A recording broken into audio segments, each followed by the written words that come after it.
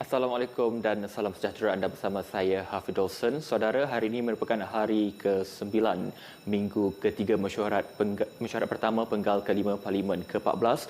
Hari ini aturan urusan mesyuarat yang kita boleh kongsikan kepada anda. Hari ini kita mulakan dengan satu pertanyaan berkenaan dengan kenderaan elektrik EV, di mana ahli Parlimen Kuala Krai meminta Menteri Kanan Perdagangan Antarabangsa dan Industri untuk menyatakan apakah perancangan dan juga apakah yang dilakukan oleh kementerian dalam usaha untuk membangunkan industri kenderaan elektrik ataupun EV ini, memandangkan industri kenderaan elektrik ini semakin berkembang di seluruh pasaran dunia.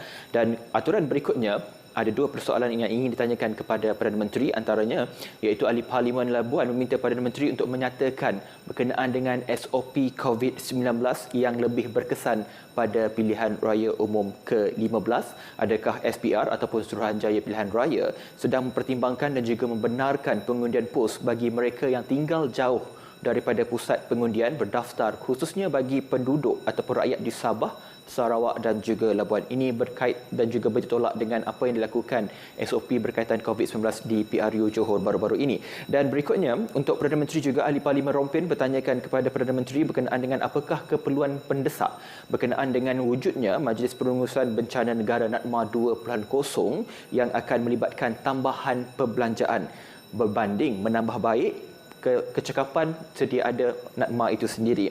Dan berikutnya, ini berkaitan dengan banjir yang berlaku di ibu kota baru-baru ini, di mana ahli Parlimen Segambut meminta Menteri Wilayah Persekutuan untuk menyatakan secara jelas status terkini dan butiran terperinci rancangan pembangunan ke atas 6 kolam tanggungan banjir di Kuala Lumpur yang akan diluluskan pembikinan bagi tujuan pembangunan seperti yang dinyatakan dalam laporan Ketua Audit Negara 2019. Dan juga berkaitan dengan banjir juga, antaranya, ahli Parlimen Teluk Intan minta Menteri Alam Sekitar dan Air bagi menyatakan dua perkara, iaitu jumlah kerugian yang dialami oleh negara akibat banjir setiap tahun dan apakah langkah-langkah yang sedang diambil oleh kerajaan dalam memastikan peruntukan disediakan menepati sasaran demi mencegah banjir di seluruh negara. Dan berikutnya, pertanyaan adalah berkenaan dengan apakah pelan induk jadual masa supaya negara kita mencapai misi bebas dari bencana banjir. Itu antara persoalan yang dimuatkan dalam aturan urusan mesyuarat yang akan berlangsung pada hari ini. Dan juga anda boleh menonton kami di saluran TV1 dan juga saluran berita RTM secara definisi tinggi, dan juga secara dalam talian anda boleh tonton kami di rtmparliament.rtm.gov.my dan juga melalui rtmclick.rtm.gov Palang Parlimen. Anda juga boleh mak turun aplikasi RTM Click melalui telefon pintar anda melalui Apple App Store dan juga Google Play Store, dan juga kini melalui Huawei App Gallery. Baik saudara, selepas sahaja sesi jawab lisan yang dijadualkan juga hari ini adalah berkaitan dengan penggulungan usul titah diraja. Semalam dijadualkan 8 kementerian sudah pun selesai, dan hari ini dijangkakan 8 kementerian akan meneruskan penggulungan usul titah diraja yang akan dimulakan oleh Kementerian Kesihatan, berikutnya Kementerian Perpaduan Negara, Kementerian Sains Teknologi Inovasi, Kementerian Luar Negeri, Perusahaan Perdagangan dan Komoditi, Kementerian Pelancongan Seni dan Budaya, Kementerian Pelancongan Luar Bandar dan juga Kementerian Pembangunan Usahawan dan Koperasi. Anda boleh terus menonton kami selama tempoh 2 jam ini di saluran TV1 dan juga saluran berita RTM untuk mendapatkan perkembangan terkini langsung dari Dewan Rakyat. Sekali lagi kami maklumkan kepada anda, ini adalah hari ke-9 minggu ketiga sidang pertama mesyuarat penggal ke-5 Parlimen ke-14. Kita terus saja ke Dewan Rakyat untuk sesi berikutnya.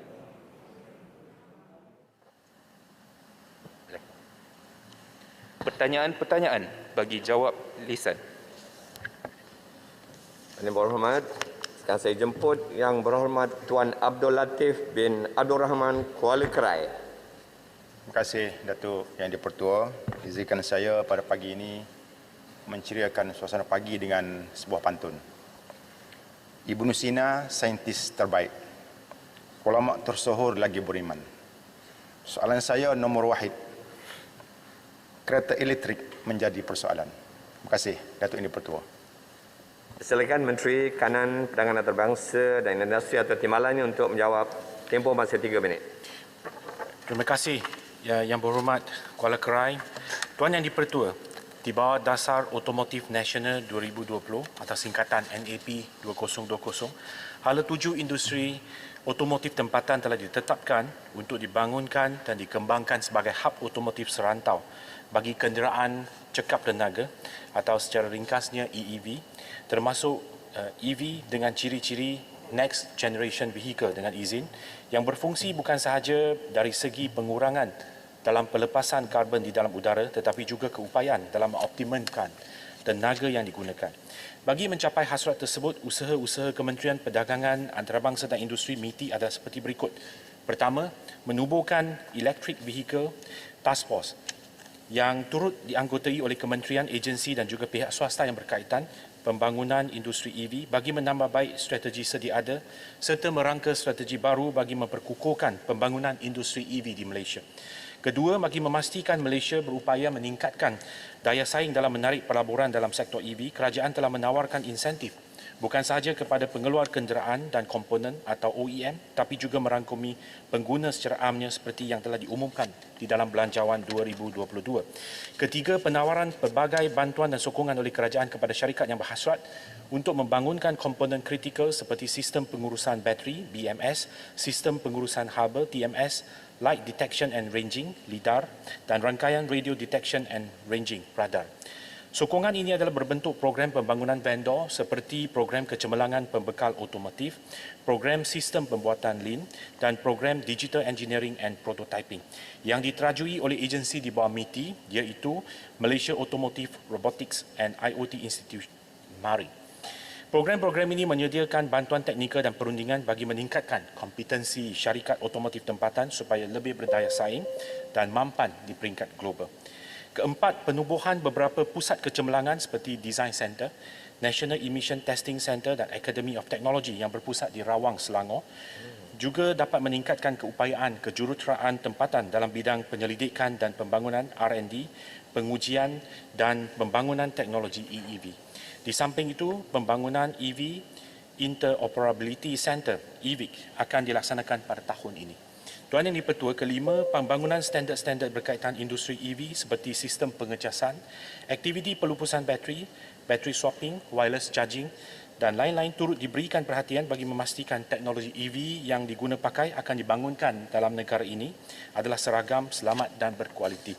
Keenam, kerajaan turut menggalakkan syarikat tempatan untuk menerukah peluang perniagaan yang baru serta bekerjasama dengan pengeluar dan pemasang otomotif dan pembekal stesen pengecasan dalam membangunkan satu ekosistem yang menyeluruh bagi penggunaan EV di Malaysia.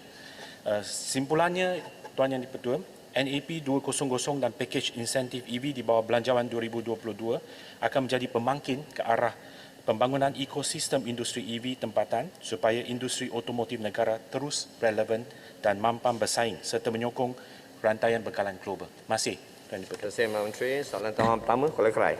Terima kasih Datuk Yang Pertua dan terima kasih Yang Malam Menteri atas jawapan yang telah diberikan. Dijangka pada tahun 2025 nanti, iaitu tidak sampai 3 tahun lagi, industri kereta elektrik ataupun EV ini akan menjadi pilihan utama rakyat Malaysia. Memandangkan perlu kepada kerajaan mempersiapkan infrastruktur, termasuklah infrastruktur pengecasan kereta elektrik ini adalah amat penting. Apakah usaha pihak kerajaan untuk menambah stesen pengecasan EV ini di dalam negara ini, khususnya di kawasan-kawasan selain daripada Kuala Lumpur? Terima kasih. Terima kasih, Kuala Kerai. Sila, Timbalan Menteri. Terima kasih, Tuan Yang di-Pertua. Di bawah Pelan Induk Low Carbon Mobility Blueprint, singkatan LCMB, telah menetapkan sasaran pemasangan infrastruktur pengecasan awam EV sekurang-kurangnya 10,000 unit menjelang tahun 2025.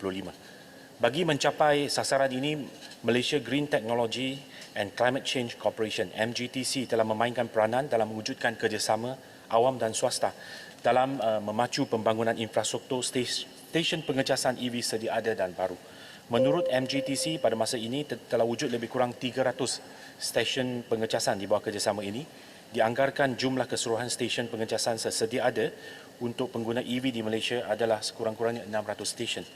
Dan pada masa ini terdapat insentif cukai dan juga bantuan kewangan yang telah ditawarkan oleh kerajaan kepada syarikat-syarikat yang ingin membina infrastruktur ini, seperti pengecualian cukai pendapatan melalui galakan taraf perintis atau allowance cukai pelaburan bagi aktiviti perkhidmatan teknologi hijau termasuk stesen pengecasan EV dan juga kemudahan pembiayaan Green Technology Financing Scheme 3.0 untuk menyokong sustainable and responsibility investment serta menggalakkan amalan standard lestari di Malaysia. Dan di bawah bajet 2022, insentif pelepasan cukai pendapatan individu sehingga 2,500 juga disediakan bagi kos pemasangan, sewaan, pembelian termasuk sewa beli peralatan atau yuran langganan kemudahan pengecasan EV. Masih Tuan Yang Ketua. Terima kasih Menteri. Soalan tambahan kedua, saya jemput Yang Berhormat Bukit Bintang. Terima kasih atas Yang Ketua. Saya ingin bertanya Yang Berhormat Timbalan Menteri. Memandangkan negeri China satu negeri yang ada kenderaan elektrik yang terbesar di dalam dunia. Yang kedua ialah Amerika Syarikat dan UK. Adakah kerajaan Malaysia akan bekerjasama joint venture dengan negeri China untuk membuat kenderaan elektrik EV di Malaysia ini? Minta penjelasan. Terima kasih Bukit Bintang. Sila Timbalan Menteri. Masih kepada Yang Berhormat Bukit Bintang. Tuan Yang Dipertua, sekiranya kita lihat kepada perkembangan industri EV tempatan, syarikat-syarikat otomotif tempatan telah mula merancangkan pengeluaran kereta Energy Efficient Vehicle EEV sejak NAP 2014 dilancarkan, dan sejak daripada itu kita tengok pelbagai jenama kereta hybrid telah diperkenalkan oleh syarikat-syarikat yang bertapak di Malaysia seperti Honda, Volvo, BMW dan Mercedes-Benz. Dan untuk kerjasama dengan negara China seperti yang disebut oleh Yang Berhormat Bukit Bintang, kita sedia maklum bahawa syarikat Proton mempunyai rakan strategiknya dari negara China iaitu Geely, di mana Geely juga memiliki teknologi untuk menghasilkan kereta EV, dan saya nak maklumkan bahawa syarikat Proton dan juga Pro2 telah mula mengadakan perbincangan dengan rakan strategik masing-masing untuk meneroka aktiviti pengeluaran EV di masa depan. Masih. Terima kasih. Pertanyaan jawab lisan seterusnya, saya jemput Yang Berhormat Datuk Rozman Izli Labuan. Terima kasih Datuk Yang Dipertua. Soalan saya nombor 2. Silakan Menteri, Timbalan Menteri di Jabatan Perdana Menteri untuk menjawab. 3 Terima kasih minit. Tuan Yang Dipertua. Untuk makluman Ahli Yang Berhormat, perkara 119 Perlembagaan Persekutuan menetapkan salah satu kelayakan untuk didaftarkan sebagai pemilih ialah dengan bermaksatin di mana-mana bahagian pilihan raya.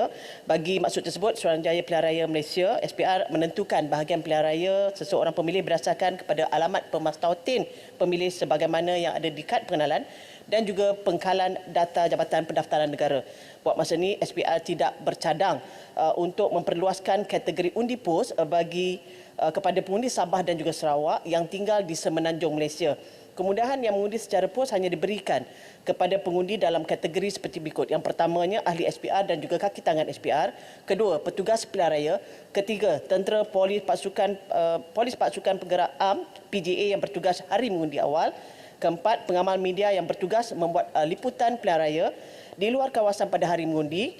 Kelima, kaki tangan bagi 9 agensi, itu Jabatan Bomber dan Penyelamat Malaysia, Jabatan Penjara Malaysia, Agensi Penguatkuasa Maritim Malaysia, Sukarelawan Simpanan Polis, Jabatan Imigresen Malaysia, Jabatan Kesihatan Malaysia, Jabatan Pendaftaran Negara UTC, Angkatan Pertahanan Awam Malaysia, Agensi Pengurusan Bencana Negara yang bertugas pada hari mengundi. Seterusnya, pengundi Malaysia yang berada di luar negara, dan yang terakhir, PTH iaitu pengundi tidak hadir luar negara iaitu penjawat awam yang berkhidmat di luar negara serta pasangan, dan juga pelajar universiti, institusi tinggi sepenuh masa di luar negara serta pasangan. Jadi Suruhanjaya Pilihan Raya menggalakkan pengundi untuk memohon pertukaran bahagian pilihan raya berdasarkan tempat pemastautin terkini bagi memudahkan urusan pengundian bagi satu pilihan raya. Terima kasih. Terima kasih Menteri. Soalan tambahan pertama sila Labuan. Terima kasih Timbalan Menteri atas jawapan. Soalan tambahan saya, mengapakah larangan membawa telefon bimbit ke dalam pusat pengundian tidak dimasukkan di dalam agenda penambahbaikan sistem pilihan raya dan transformasi imej Suruhanjaya Pilihan Raya SPR yang sedang dijalankan oleh kerajaan memandangkan bukanlah satu rahsia bahawa terdapat banyak pelanggaran undang-undang dan unsur-unsur rasuah dengan hanya menggunakan telefon bimbit di dalam pusat pengundian. Dan mohon kerajaan nyatakan alasan kukuh mengapa pilihan raya kecil DUN N54 Bugaya sehingga ke hari ini belum dilaksanakan sedangkan sudah 3 pilihan raya negeri dapat diadakan. Terima kasih. Terima kasih. Labuan, sila. Timbalan Menteri.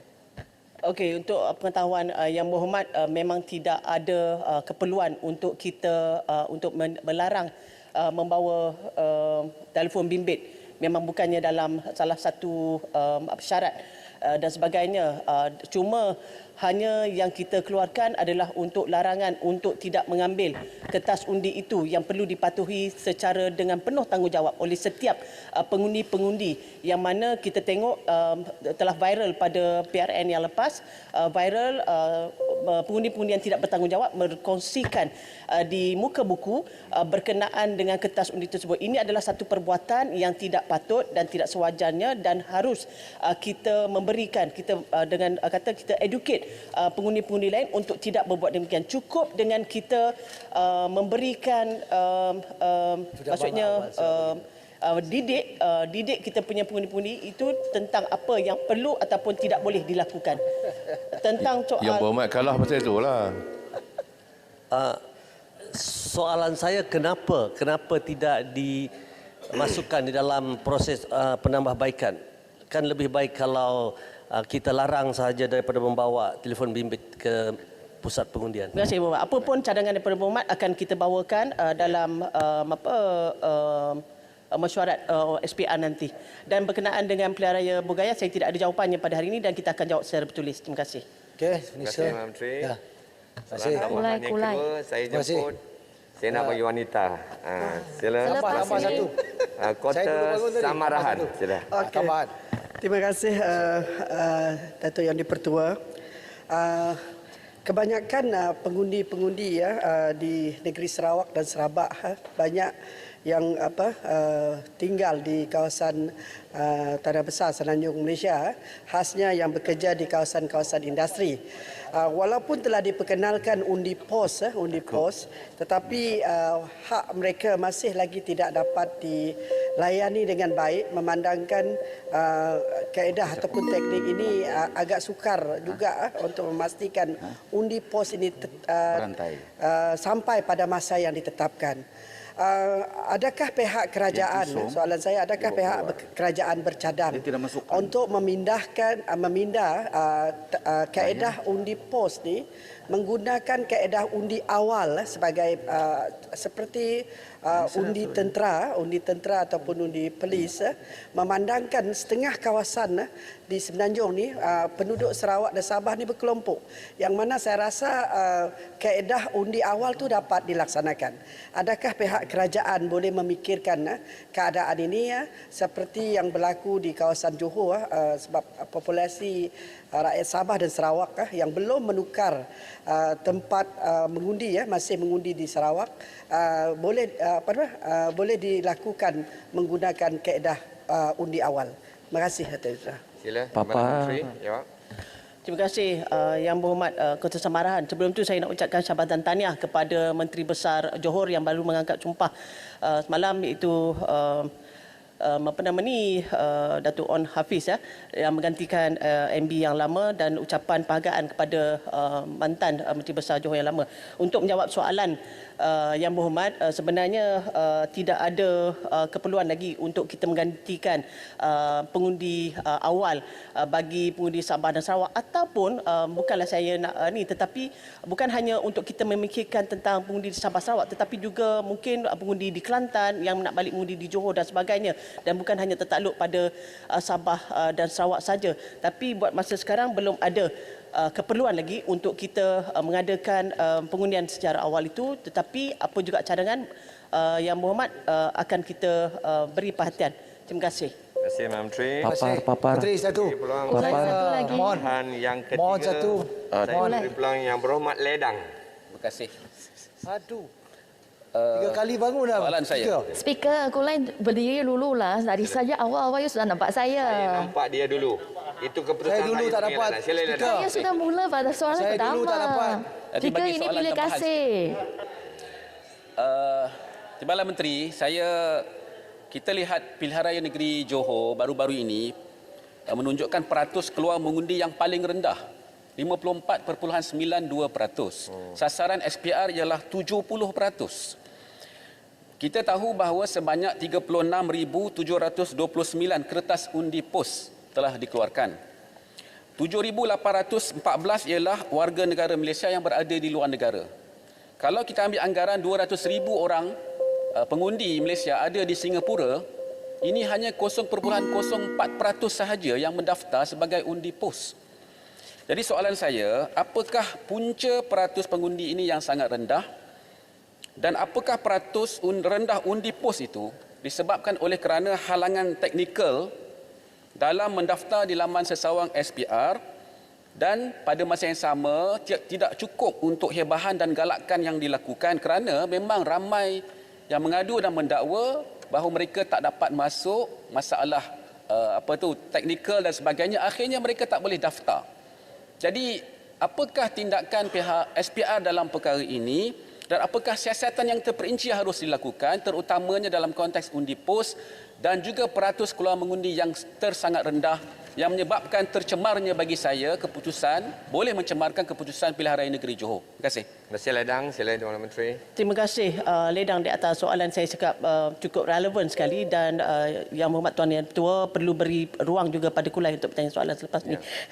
Yang Berhormat, untuk makluman, saya setuju bahawa pengundian yang berlaku pada PRN Johor itu cukup rendah sekali, hanya 54%, dan ini sebenarnya amat tidak baik dalam sistem demokrasi di negara kita. Apabila ramai tidak mengundi, maka keputusannya yang sukar nak dijangka.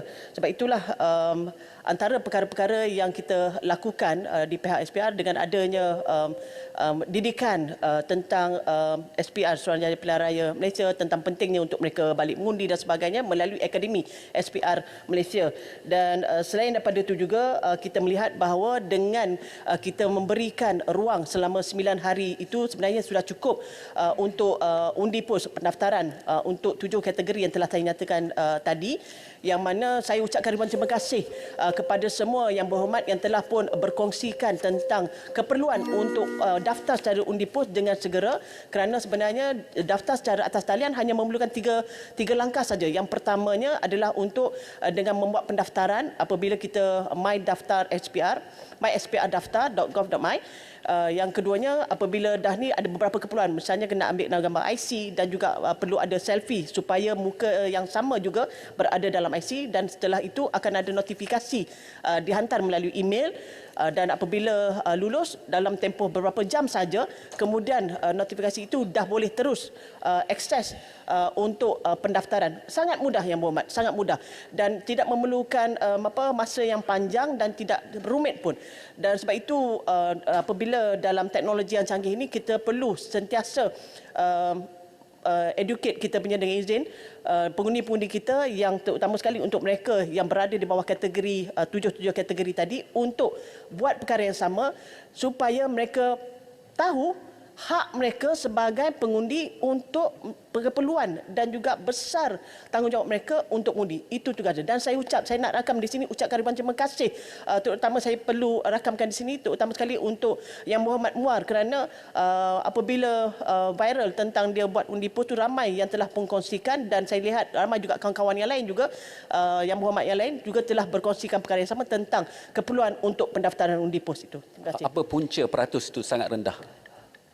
Antara punca peratus sangat rendah. Soalan yang sama tadi. Okey. Sila. Antara punca yang sangat rendah, saya lihat mungkin yang ini mungkin pihak-pihak parti-parti pun boleh membuat postmortem yang sama, dan di pihak SPR saya belum ada perkara secara detail, tetapi saya sebagainya mungkin juga orang malas nak keluar, dan juga mereka yang automatic voters registration sebelum ini mereka tak pernah pun ingin keluar mengundi, dan tiba-tiba apabila mereka dimasukkan sebagai pengundi dan hari ini nama mereka ada, dan mereka pun mungkin antara mereka yang tidak keluar mengundi kerana sebelum ini mereka tidak pun ada hasrat untuk mendaftar pun sebagai pengundi. Itu salah satu daripada punca kenapa jumlah mereka yang tidak keluar mengundi itu tinggi, termasuk mereka yang selama ini yang tidak ada ni. Terima kasih, Muhammad. Terima kasih, Muhammad. Kiranya dipaksakanlah. Pertanyaan jawab lisan seterusnya saya menjemput Yang Berhormat Datuk Seri Hassan Arifin Rompin. Assalamualaikum warahmatullahi wabarakatuh dan salam sejahtera. Tuan Yang Di-Pertua, saya kemukakan soalan nombor 3. Sila, Timbalan Menteri. Terima kasih Yang Di-Pertua. Terima kasih Yang Berhormat Rompin. Yang Di-Pertua, Jemaah Menteri pada 22 bulan Disember 2021 telah memutuskan supaya struktur agensi pengurusan bencana negara NADMA diteliti semula untuk diperkukuhkan selaras dengan peranannya sebagai peneraju pengurusan bencana negara. Keperluan untuk NADMA diwujudkan di negeri dan daerah sekali lagi diulangi oleh Yang Amat Berhormat Perdana Menteri pada 20 bulan Januari 2022 Yang Berhormat. Ini berikutan lanskap pengurusan bencana negara sekali lagi diuji pada fasa MTL 2021-2022. Kejadian banjir besar luar biasa melanda beberapa buah negeri mulai 18 Disember 2021 memperlihatkan sisi kelemahan dalam struktur pengurusan bencana negara di mana NADMA hanya mempunyai kaki tangan bertugas di peringkat pusat dan tidak mempunyai kaki tangan di peringkat daerah dan negeri kerana pada masa itu asas penubuhan NADMA pada 26 Ogos 2015 adalah sebagai penyelaras semata-mata. Antara kelemahan ketara yang dikenal pasti berikutan kejadian banjir baru-baru ini adalah isu chain of command dengan izin di dalam pelaksanaan mekanisme tindak balas bencana. Struktur organisasi NADMA yang kecil dan hanya beroperasi di peringkat pusat iaitu 94 perjawatan pelbagai grade pengurusan dan profesional serta kumpulan sokongan dan tidak mempunyai kaki tangan di peringkat negeri dan daerah telah menyukarkan koordinasi dan penyampaian maklumat dua hala secara terus dengan agensi-agensi di lapangan. Keupayaan NADMA juga terbatas untuk menyelaras tindakan pengurusan bencana di peringkat setempat yang melibatkan pelbagai pihak meliputi komuniti, badan-badan bukan kerajaan, kerajaan tempatan, pihak swasta dan sebagainya dalam usaha untuk mengarus perdanakan pengurangan risiko bencana, kesiapsiagaan, pemerkasaan, komuniti dan pendidikan. Yang Berhormat, buat masa ini implikasi kewangan yang terlibat masih belum dikenal pasti dan ianya akan diketahui setelah cadangan pengstrukturan semula dipersetujui melalui perbincangan dengan Ketua Setiausaha Negara dan Jabatan Perkhidmatan Awam. Terima kasih. Terima kasih. Soalan pertama sila Rompin. Terima kasih Yang Berhormat Menteri. Adakah dalam menjalankan kajian untuk konstruksikan semula NADMA turut melihat dan menjadikan luar negara sebagai penanda aras ataupun benchmark, memandangkan ia amat penting dalam melihat konstruksikan semula ini secara lebih objektif dan lebih teratur. Terima kasih Yang Berhormat. Terima kasih Yang Di-Pertua. Satu soalan yang baik dan menjangkau laras berbagai mengikut jangka masa yang lama dan juga kompleksiti menguruskan bencana di negara kita. Langkah pengukuhan pengurusan bencana negara Yang Berhormat wajar mengambil kira practicality di negara lain. Saya setuju yang mempunyai mekanisme pengurusan bencana yang hampir sama. Karakteristik masyarakat pelbagai budaya dan agama, risiko bencana dan tahap kompetensi serta teknologi pengurusan bencana. Dalam hal ini Yang Berhormat, negara jiran yang kita gunakan sebagai template iaitu antaranya Filipina dan Indonesia digunakan sebagai benchmark dengan izin kepada NADMA dalam menstrukturkan semula agensi ini. Berikut adalah perbandingan perjawatan National Disaster Management Office NDMO dengan izin di negara-negara ASEAN tersebut. Filipina, National Disaster Risk Reduction and Management Council ataupun NDRRMC mempunyai 900 orang pegawai dan pegawai sokongan.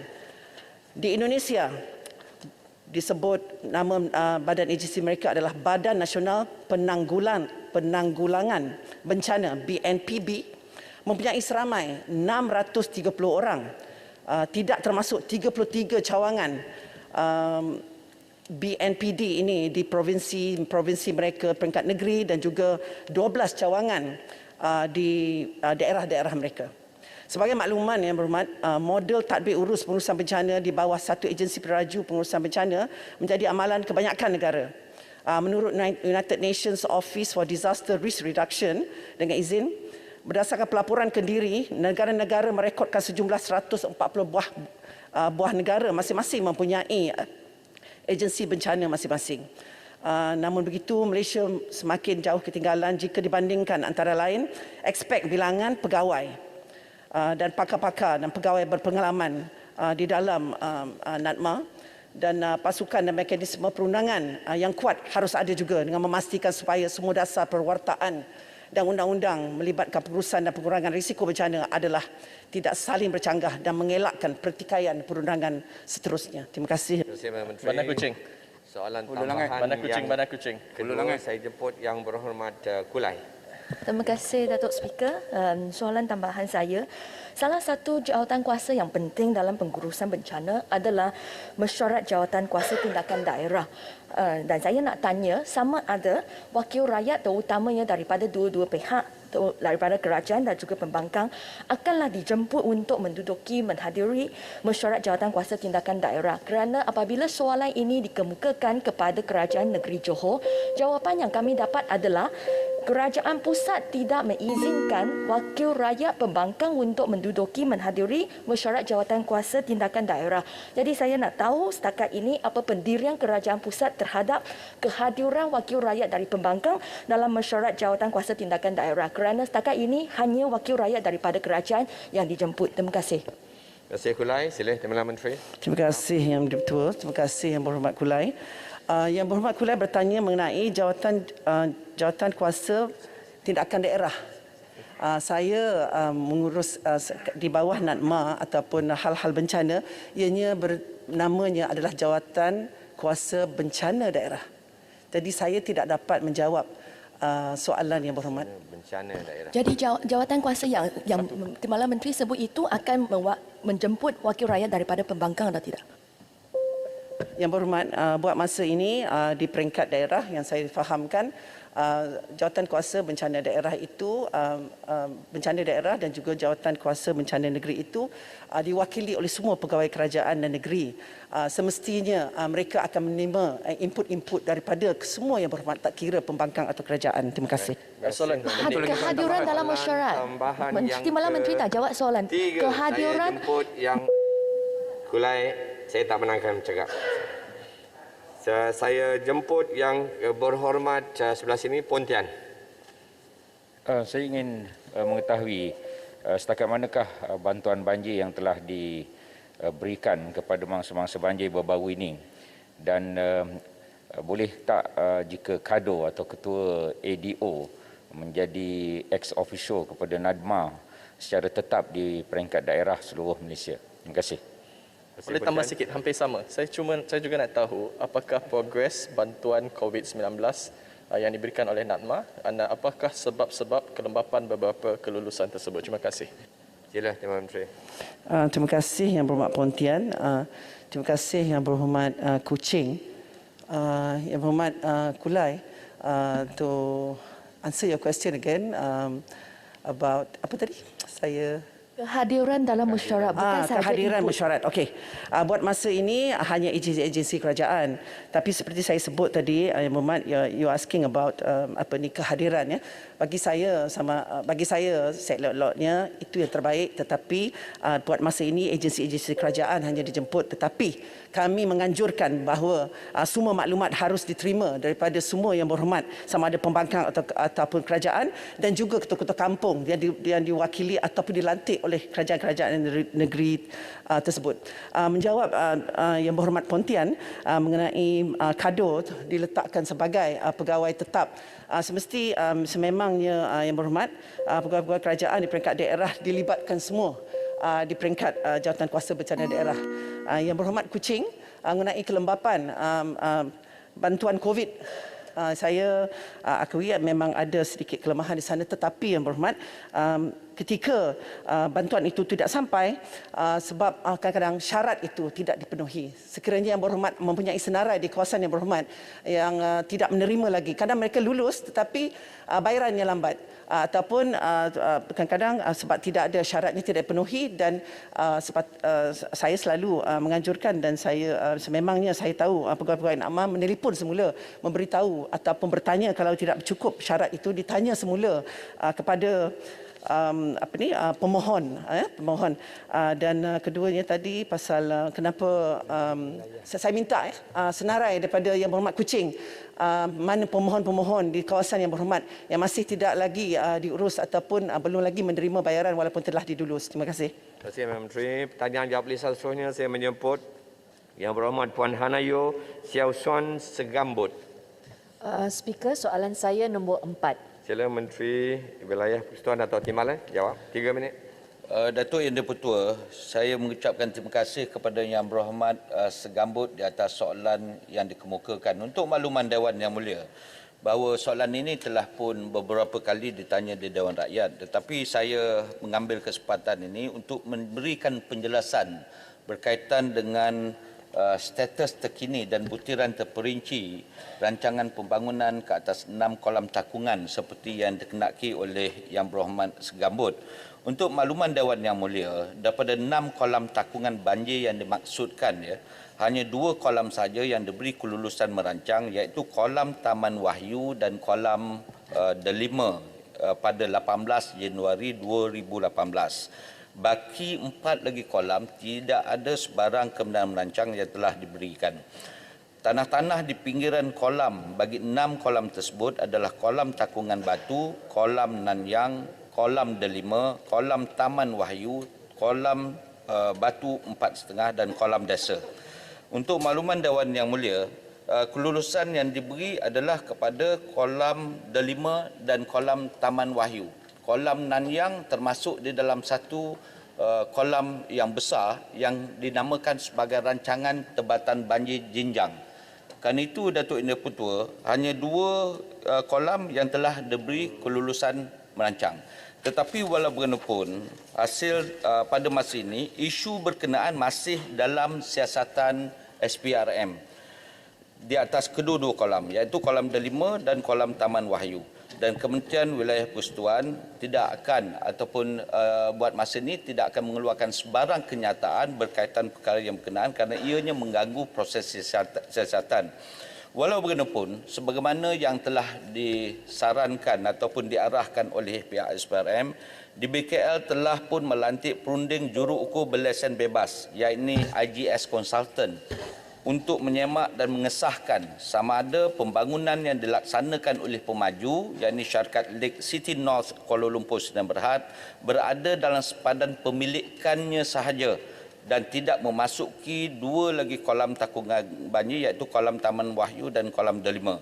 Kerja-kerja pengukuran yang telah dilakukan oleh pihak konsultan telah pun selesai pada 13 Januari 2022 dan laporan ini sudah pun dihantar kepada pihak SPRM pada 31 Januari tahun ini, tahun 2022. Sekarang kita tunggu daripada laporan lengkap daripada pihak SPRM. Sebarang pembangunan di kawasan sekitar ke-6 kolam ini tidak akan menjejaskan. Sekali lagi saya jelaskan bahawa pembangunan yang telah diberikan kebenaran merancang kepada 2 kolam ini tidak akan menjejaskan kapasiti fungsi dan juga kapasiti air ataupun jumlah air yang diperuntukkan dalam kolam yang berkenaan. Terima kasih Datuk Yang Pertua. Terima kasih. Sila Segambut. Terima kasih Timbalan Menteri atas jaminan yang telah diberikan. Soalan tambahan saya, apakah perubahan tata cara ataupun syarat kelulusan kebenaran merancang di DBKL bagi mengelakkan banjir daripada kerap berlaku, dan sudahkah kerajaan mengenal pasti lokasi tambahan untuk kolam takungan banjir di Kuala Lumpur, dan bilakah kolam takungan banjir tambahan ini akan disediakan? Terima kasih. Terima kasih Segambut. Sila Menteri. Datuk Yang di-Pertua, soalan tambahan YB Segambut, nasib baik saya ada nota berkaitan perkara yang ditanya. Tata cara tentang syarat kelulusan kebenaran merancang bagi kebenaran merancang bagi setiap PBT adalah standard, Datuk Yang betul. Cumanya di Kuala Lumpur ini kita mengenakan beberapa syarat-syarat tambahan sebagai syarat wajib bagi khususan setiap kelulusan development order dengan izin yang akan dikeluarkan kepada setiap permohonan kebenaran merancang. Antaranya, Datuk Yang betul, Wakil JPS Wilayah Persekutuan Kuala Lumpur telah dilantik sebagai ahli tetap jawatankuasa pusat setempat dan telah pun mula hadir ke dalam setiap mesyuarat OSC. Dan laporan daripada JPS ini dijadikan sebagai syarat wajib bagi setiap pertimbangan bagi kelulusan permohonan kebenaran merancang. Dan untuk makluman Dewan Yang Mulia juga, selain daripada GPS, laporan TIA, laporan EIA, laporan daripada beberapa jabatan yang berkaitan dengan pembangunan di tempat-tempat tertentu adalah merupakan antara laporan yang akan diberikan penekanan dan perhatian sewajarnya bagi mempertimbangkan setiap kelulusan bagi development order ataupun kebenaran merancang yang telah dipohon. Itu pertama. Bagi maklumat yang kedua, kerajaan juga telah mengenal pasti bagi lokasi tambahan kolam-kolam takungan banjir yang berada di Kuala Lumpur dan kita ada 8, Datuk Yang betul. Kita ada 8 selain daripada 40 kolam takungan banjir yang berada di Kuala Lumpur, 15 di bawah GPS dan the rest dengan izin di bawah DBKL. Kita ada banner 8 lagi kolam takungan bawah underground kolam. Dan 8 ini telah siap dengan kapasiti yang agak kecil dan telah pun beroperasi sejak 2016 dan tetapi walaupun ada satu lagi kolam underground yang sedang dalam pembinaan, yakni kolam takungan bawah tanah Taman Botani Perdana yang masih lagi di dalam pembinaan yang kita jangka akan siap pada bulan 8 tahun ini. Dengan adanya pembinaan kolam-kolam tambahan ini, pihak kementerian dan pihak kerajaan mengharapkan supaya ia dapat sedikit mencegah daripada berlakunya banjir-banjir yang berlaku di Kuala Lumpur. Terima kasih, Datuk Menteri. Soalan tambahan yang kedua sebelah sini tidak ada. Saya jemput Yang Berhormat Bukit Bintang. Terima kasih Datuk Seri Ahli Ketua. Terima kasih kepada Timbalan Menteri. Saya ingin bertanya Yang Berhormat Timbalan Menteri, adakah hasrat kerajaan mewartakan semua kolam-kolam takungan banjir ini di Kuala Lumpur maupun di negeri Selangor untuk mengelakkan banjir kirat selalu kerap berlaku di Kuala Lumpur ini?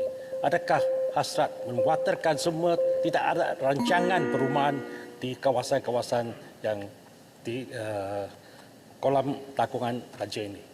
Minta penjelasan Yang Berhormat. Terima kasih, Bukit Bintang. Sila, Perdana Menteri. Datuk Yang di-Pertua, untuk makluman Dewan, kolam takungan sememangnya tidak akan diberikan pemberi milikan kepada sebarang permohonan. Kolam takungan, ya. Pemberi milikan diberikan pada kawasan-kawasan yang difikirkan wajar, yakni kawasan pinggiran kolam. Bagi kawasan kolam takungan, there's no way untuk diberi kebenaran pemberi milikan. Pemberi milikan diputuskan oleh Jawatankuasa Tanah Wilayah Persekutuan yang difungsikan oleh Tan Sri KSN. Tetapi pemberi milikan diberi kepada kawasan pinggiran kolam yang difikirkan wajar. Kerana itu daripada 6 kolam ni Datuk Yang di-Pertua, hanya 2 kolam sahaja yang diberi kebenaran merancang, itu pun kolam yang orang kata apa, berada di dalam satu lokaliti ataupun di satu lokasi yang diberi kebenaran merancang secara pukal kepada pihak pemaju. Dan itu kawasan pinggiran sahaja. Dan kawasan-kawasan takungan kolam yang lain tidak ada sebarang permohonan. Dan kalau ada permohonan pun, ini adalah menjadi dasar bahawa tidak akan diberi milikan kepada setiap permohonan yang memohon untuk memiliki kawasan takungan. Terima kasih, Datuk Yang Betul. Menteri. Pertanyaan jawab desa seterusnya, saya menjemput Kuala Langat tidak ada dalam Dewan. Seterusnya saya menjemput Yang Berhormat Tuan Ahmad Fahmi bin Muhammad Fazil, Lembah Pantai. Terima kasih, Datuk Ibu. Soalan saya nombor 6. Sila Menteri Luar Negeri atau timbalannya menjawab. Assalamualaikum, salam sejahtera. Datuk Yang Bertua, terima kasih kepada Yang Berhormat Lembah Pantai kerana membangkitkan soalan berkaitan dengan Afghanistan. Izinkan saya juga, Datuk Yang Bertua, untuk menjawab pertanyaan ini bersekali dengan pertanyaan-pertanyaan yang dikemukakan oleh Yang Berhormat Kota Raja, Bukit Gelugur, Bangi, Bagan, Bacok, Kepong dan Lumut yang masing-masingnya bertarikh hari ini dan juga pada 22 Mac ini kerana pertanyaan-pertanyaan ini menyentuh isu yang sama. Ada satu lagi, Bukit Gelugur. Bukit Gelugur, saya sebut tadi. Kota Raja, Bukit Gelugur, Bangi, Bagan, Bacok, Kepong, Lumut. 8 semuanya.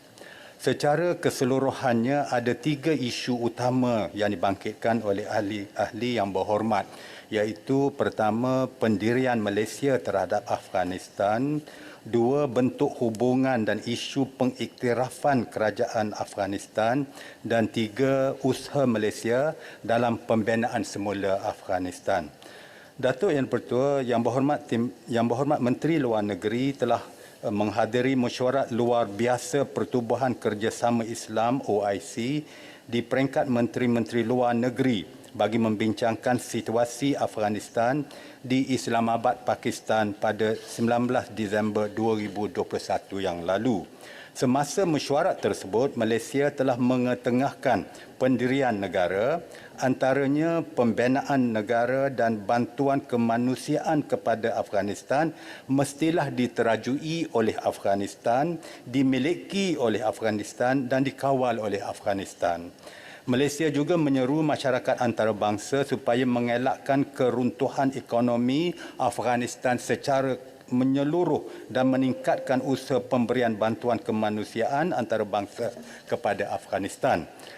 Kesemua negara OIC dan bukan OIC yang hadir di mesyuarat tersebut telah sebulat suara bersetuju membantu menyelesaikan krisis kemanusiaan di Afghanistan dengan kadar segera dan menggesa supaya usaha turut diambil untuk mencegah keruntuhan ekonomi Afghanistan. Negara anggota OIC terus menegaskan supaya kerajaan sementara Afghanistan melindungi hak asasi manusia dan kesejahteraan rakyat Afghanistan serta meluaskan akses wanita dalam pekerjaan dan pendidikan. Lawatan kerja utusan khas Yang Amat Berhormat Perdana Menteri ke Timur Tengah ke Doha, Qatar adalah dari 31 Januari hingga 4 Februari 2022.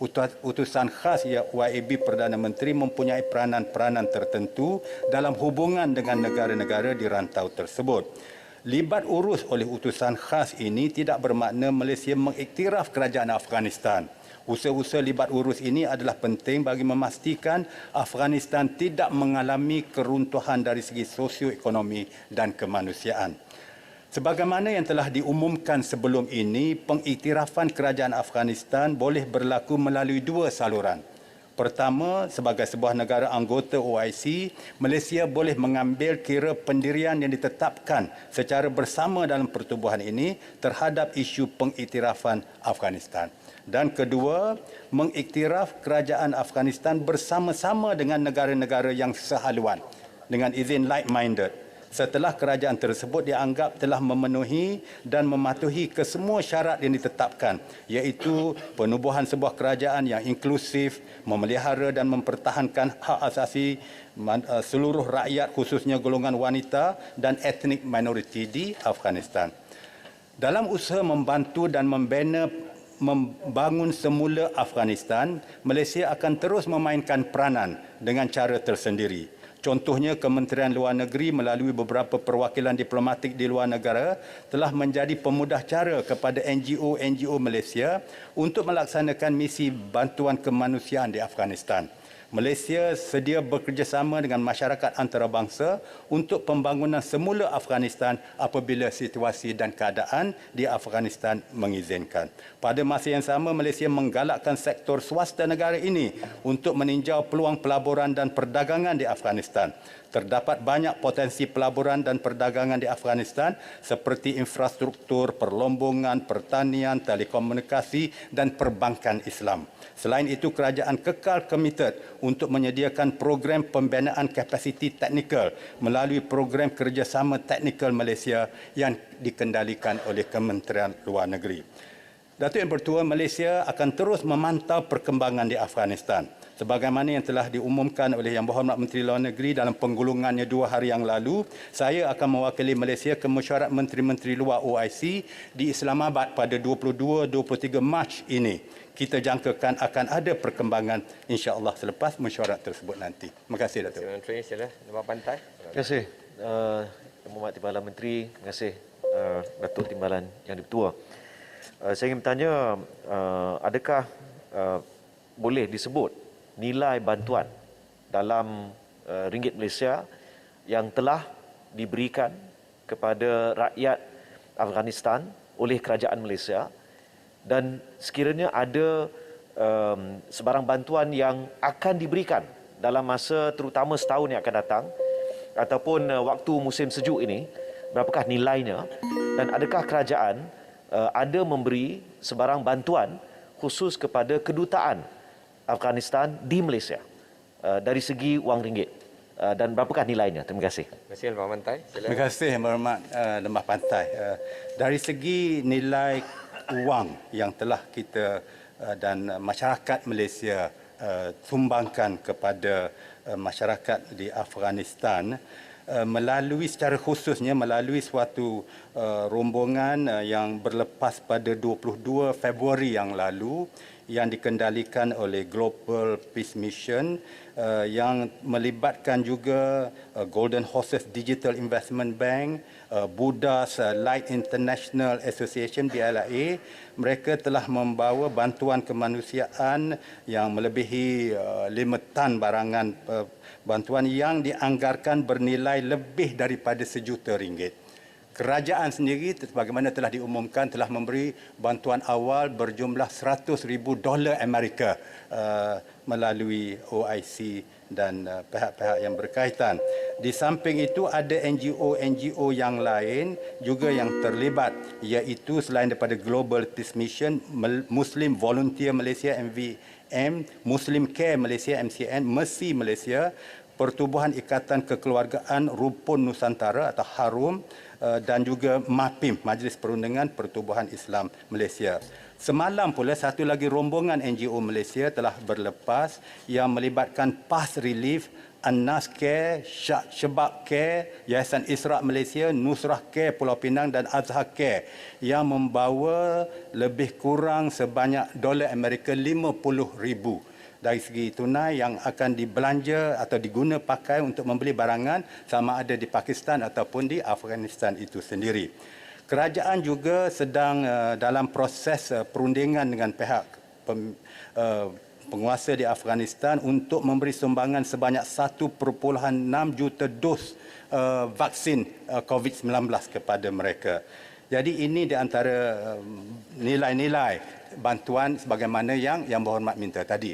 Berkaitan dengan kementerian kita dan hubungan kita dengan kedutaan Afghanistan di Kuala Lumpur ini, kita ada berhubung dan mereka berhubung dengan kita dan usaha-usaha membantu kedutaan mereka di sini dalam proses perundingan, dan insya-Allah akan ada keputusan untuk kebaikan dan kekalnya perjalanan kedutaan Afghanistan di Kuala Lumpur ini. Terima kasih. Terima kasih, Menteri.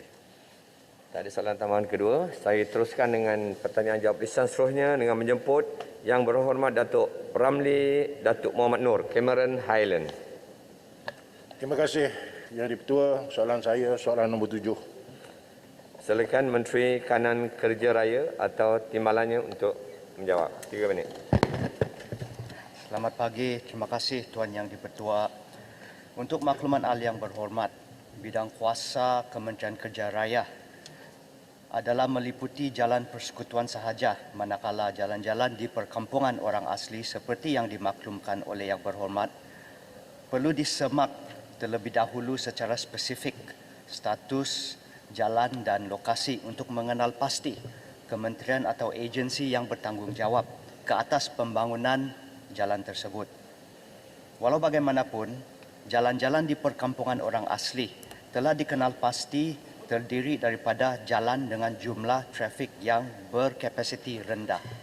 Sehubungan itu, reka bentuk dan juga spesifikasi yang digunakan oleh JKR Malaysia jika diberi tanggungjawab sebagai agensi pelaksana adalah dengan mematuhi garis panduan reka bentuk untuk kawasan trafik yang berkapasiti rendah. Antara garis panduan tersebut ialah dengan izin Design Guide for Alternative Pavement Structure Low Volume Roads. Garis panduan ini mengambil kira beban trafik yang bersesuaian bagi reka bentuk turapan jalan yang optimum.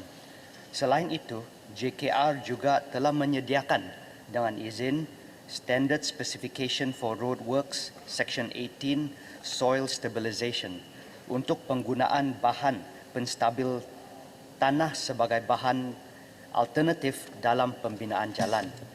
Untuk makluman ahli yang berhormat, terdapat pelbagai teknologi dan bahan baru yang dihasilkan di dalam negara maupun dibawa masuk daripada luar negara sejajar dengan keperluan negara kita yang bertambah maju dan pesat dengan pembangunan. Bahan turapan jalan teknologi baru yang dibangunkan ialah dengan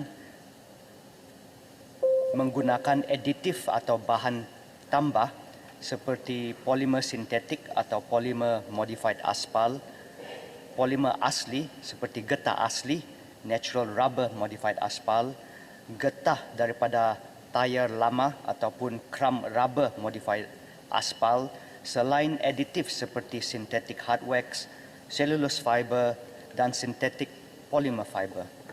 Namun begitu, kesesuaian penggunaan teknologi atau bahan baru ini perlu dipertimbangkan dari aspek keperluan iklim tempatan serta keadaan dan beban trafik di lokasi penggunaan supaya tidak berlaku pembaziran.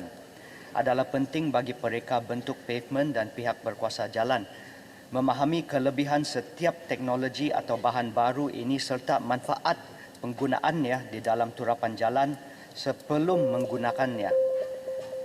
Buat masa kini, tidak ada teknologi atau bahan yang khusus yang digunakan bagi jalan-jalan di perkampungan orang asli di seluruh negara. Penggunaan bahan binaan konvensional pada masa kini masih memberikan kos yang optimum terhadap pembinaan jalan. Jabatan Kerja Raya melalui Pusat Kecermelangan Kejuruteraan dan Teknologi JKR atau CREATE komited untuk menjalankan kajian inovasi bahan turapan yang baru sebagai alternatif kepada turapan aspal yang konvensional yang lebih berdaya tahan serta pencarian teknologi baru yang dijangka dapat meningkatkan prestasi dan jangka hayat struktur jalan raya. Sekian dan terima kasih. Terima kasih, Menteri. Sila soalan tambahan yang pertama, Kepala Halen. Papar. Yang berhormat Menteri, saya tahu soalan apa yang saya tanya ini tidak akan dapat dijawab oleh Menteri. Jadi saya akan pohon jawapan bertulis. Pohon penjelasan kenapa jalan Simpang Sungai Kuayan ke Sendut yang diletak di bawah Maris tidak dikendali dengan sewajarnya, keadaannya amat teruk. Dan manakala untuk jalan daripada Pos Betau ke Simoy Lama yang dalam komisen, bilakah boleh siap dan adakah ia akan mengikut spek yang telah dinyatakan oleh JKR? Terima kasih. Kepada Halen, sila. Kepala Menteri. Terima kasih ahli yang berhormat. Hasil semakan kementerian ini bersama dengan JKR telah mendapati bahawa jalan yang disebutkan oleh Yang Berhormat tadi merupakan jalan negeri dan didaftarkan di bawah tanggungjawab penyelenggaraan jalan negeri dan juga di bidang kuasa kerajaan negeri. Dan untuk makluman Yang Berhormat juga, jalan perhubungan desa juga di bawah jagaan kerajaan negeri. Jadi maka dengan itu kementerian ini berpandangan bahawa cadangan projek sebegini lebih sesuai dilaksanakan melalui peruntukan negeri ataupun di bawah KPLB. Sekian, terima kasih. Terima kasih. Salam tambahan. Papar. Sungai Siput. Saya jemput Sungai Siput. Yang Berhormat. Sungai Siput. Terima kasih Datuk Yang Dipertua. Kalau kita bercerita pasal Kementerian Kerja Raya, maka orang-orang Sabah dan orang-orang DP 175 Papar akan fokus kepada pembangunan Pan Borneo. Jadi saya banyak menerima aduan daripada kampung-kampung, daripada orang-orang kampung, terutamanya orang kampung Tenaki di mana mereka ini belum lagi menerima baki pampasan tanah yang sudah terabai sejak 3 tahun yang lalu. Ini disebabkan oleh final survey report yang belum dibuat oleh JKR. Jabatan Tanah tidak boleh membuat pembayaran kerana pihak JKR belum menyerahkan final survey report kepada mereka. Sekarang ini adalah masa orang-orang di tempat saya susah. Jadi saya berharap kepada Kementerian Kerja Raya supaya dapat mempercepatkan final survey report untuk membantu mereka yang terlibat. Selain daripada itu juga beramai orang-orang kampung yang menyarankan dan juga membagi sedikit pandangan kepada JKR, kalau hendak memperbaiki jalan itu janganlah main tampal-tampal. Kalau boleh buatlah sekali, karena kita kalau sudah jalan itu sudah jalan lama, kalau ditampal akan merusakkan. Terima kasih. Terima kasih Bapa. Sila Timbalan Menteri. Tampal-tampal. Terima kasih Ahli yang berhormat Papar. Untuk makluman Ahli yang berhormat, status pelaksanaan bagi lebuh raya Pen Borneo masih, kalau di Sabah hanya sebanyak 52%, maka saya yakin masih lagi banyak langkah-langkah yang belum diselesaikan. Maka saya juga akan semak kembali dengan JKR dan juga JKR di negeri Sabah supaya isu seperti pampasan ini boleh diselesaikan mengikut jadual yang ditetapkan. Ya, supaya final survey report itu dipercepatkan dan orang-orang kampung akan berasa senang hatilah apabila menerima pembayaran. Diambil maklum, Ahli yang berhormat. Terima kasih. Terima kasih, Menteri. Saya bagi peluang soalan tambahan yang ketiga. Saya jemput yang berhormat Merbuk. Terima kasih, Datuk Speaker. Tadi Menteri ada sebut berkenaan teknologi baru. Saya sebenarnya ingin merujuk kepada kajian yang pernah dibuat oleh Lembaga Getah Malaysia pada 2015 dengan kerjasama JKR sendiri, yang mana menggunakan asfalt terubah getah bekuan daripada getah beku sebagai bahan tambah untuk membina jalan. Jadi sejauh manakah kementerian sekarang ini benar-benar mengenengahkan getah beku ini sebagai bahan tambah jalan supaya makna dia benda itu bukan sahaja terbukti lebih tahan lama, free maintenance, tetapi kos dia lebih murah untuk jangka masa panjang. Terima kasih. Sila Timbalan Menteri jawab. Terima kasih Ahli yang berhormat, satu soalan yang sangat baik. Jabatan Kerja Raya melalui Pusat Kecemerlangan Kejuruteraan dan Teknologi ataupun CREATE sentiasa menjalankan kajian inovasi untuk mencari bahan turapan baru untuk mengurangkan kos dan memberikan faedah yang terbaik kepada pengguna jalan. Buat setakat ini, di pra kajian yang sudah dijalankan telah mendapati bahawa sebenarnya prestasi daripada rubberized roads ini sebenarnya sama dengan jalan yang dibuat secara konvensional, tetapi kos pembinaan per kilometer sebenarnya dia lebih tinggi berbanding dengan kaedah konvensional. Hampir 40% lebih mahal sekiranya kita menggunakan natural rubber. Antara sebab juga adalah sebab teknologi ini masih baru dan juga pembekal ataupun penggiat teknologi ini masih lagi terhad. Jadi pada masa kini kita sedang buat kajian secara jangka masa panjang untuk membuat satu cost benefit analysis. Sekiranya walaupun kos itu pembinaan lebih mahal, tetapi secara jangka masa panjang untuk penyelenggaraan adakah itu lebih murah berbanding dengan kaedah konvensional. Jadi kalau ada apa-apa hasil daripada kajian itu akan kita maklumkan secara umum nanti. Sekian dan terima kasih. Terima kasih Timbalan Menteri. Soalan tanya jawab lisan seterusnya saya menjemput yang berhormat Datuk Haji Mahfuz Haji Umar Pokok Senar. Terima kasih Tuan Ketua. Pengundi Johor dah buat pilihan. Sekalung tahniah kita ucapkan. Boneka kluster Mahkamah Penjenayah dah mula dinobatkan. Bersorak-sorai tanpa batasan. Hip hori. Soalan saya nombor 8. Panjang soalan tu. Sila yang berhormat Timbalan Menteri. Datuk Yang Ketua. Datuk Yang Ketua, kerajaan mengasaskan purata pendapatan di isi rumah di bawah RMK ke-12 meningkat daripada 7,089 pada tahun 2020 kepada 10,085 pada tahun 2025, iaitu peningkatan sebanyak 7.3% setahun. Sasaran yang ditetapkan ini adalah realistik berdasarkan kepada pencapaian peningkatan purata pendapatan isi rumah bagi tempoh 2009-2019 iaitu sebanyak 7% tahun. Selain itu, sasaran yang ditetapkan juga adalah selari dengan jangkaan pertumbuhan KDNK pada harga semasa 7.4% setahun bagi tempoh RMK ke-12 dan matlamat untuk menjadi negara berpendapatan tinggi dan maju. Untuk makluman anda yang berhormat, pendapatan purata isi rumah ini merujuk kepada punca pendapatan yang diperolehi dari 4 punca yang utama. Pertama, pendapatan bekerja bergaji. Kedua, pendapatan dari bekerja sendiri. Ketiga, pendapatan dari harta dan pelaburan seperti dividen. Dan keempat, penerimaan pendapatan semasa seperti kiriman dan bantuan kewangan yang diberikan oleh kerajaan. Dalam konteks Malaysia Purata, penerimaan pendapatan dalam satu isi rumah adalah sekitar 2 orang pada tahun 2019. Kerajaan yakin sasaran yang telah ditetapkan ini mampu dicapai berikutan pelbagai strategi makro yang diperkenalkan untuk memulih dan memperkukuhkan asas ekonomi.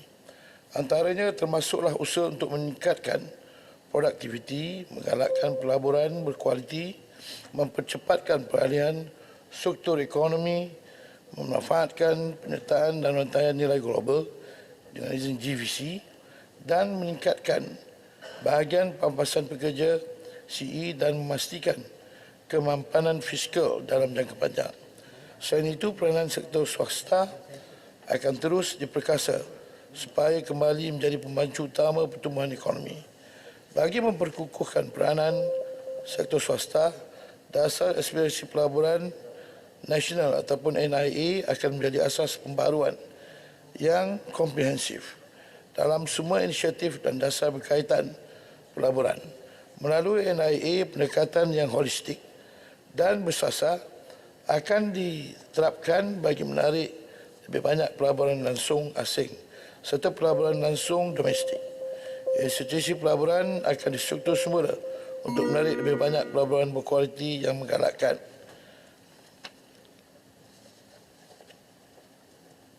dan kerajaan juga komited untuk meningkatkan serta memperbagaikan sumber pendapatan seperti menyediakan program peningkatan pendapatan, menambah baik akses kepada keperluan asas dan juga menggalakkan keusahawanan dan pelaburan kepada portfolio penjanaan pendapatan serta akses kepada pembiayaan kewangan dan meningkatkan sistem perlindungan sosial.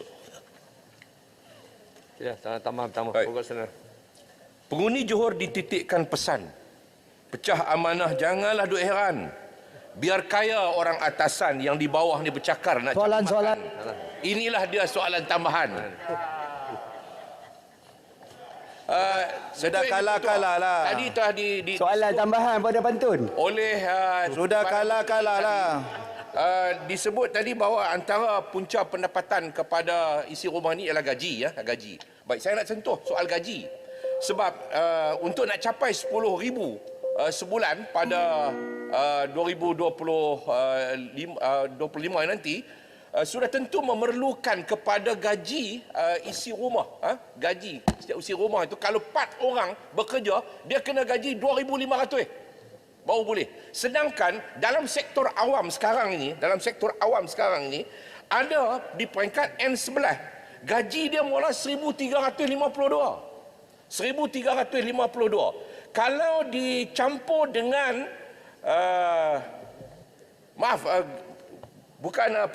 pembantu awam gaji 1,218. Kalau dicampur dengan imbuhan tetap perkhidmatan awam RM95, imbuhan tetap perumahan RM300, bantuan sara hidup RM250, dia masih di bawah PJK, di bawah paras pendapatan garis kemiskinan. Macam mana kalau 4 orang? Tadi dikatakan 2 orang isi rumah. Kalau 2 orang isi rumah, saya fikir bukan 2,500, lebih lagi daripada 2,500, baru nak boleh capai 10,000 sebulan. Ini saya ambil kira kalau 4 orang isi rumah bekerja, dia kena 2,500. Jadi apakah kerajaan bersedia untuk menyemak semula tangga gaji.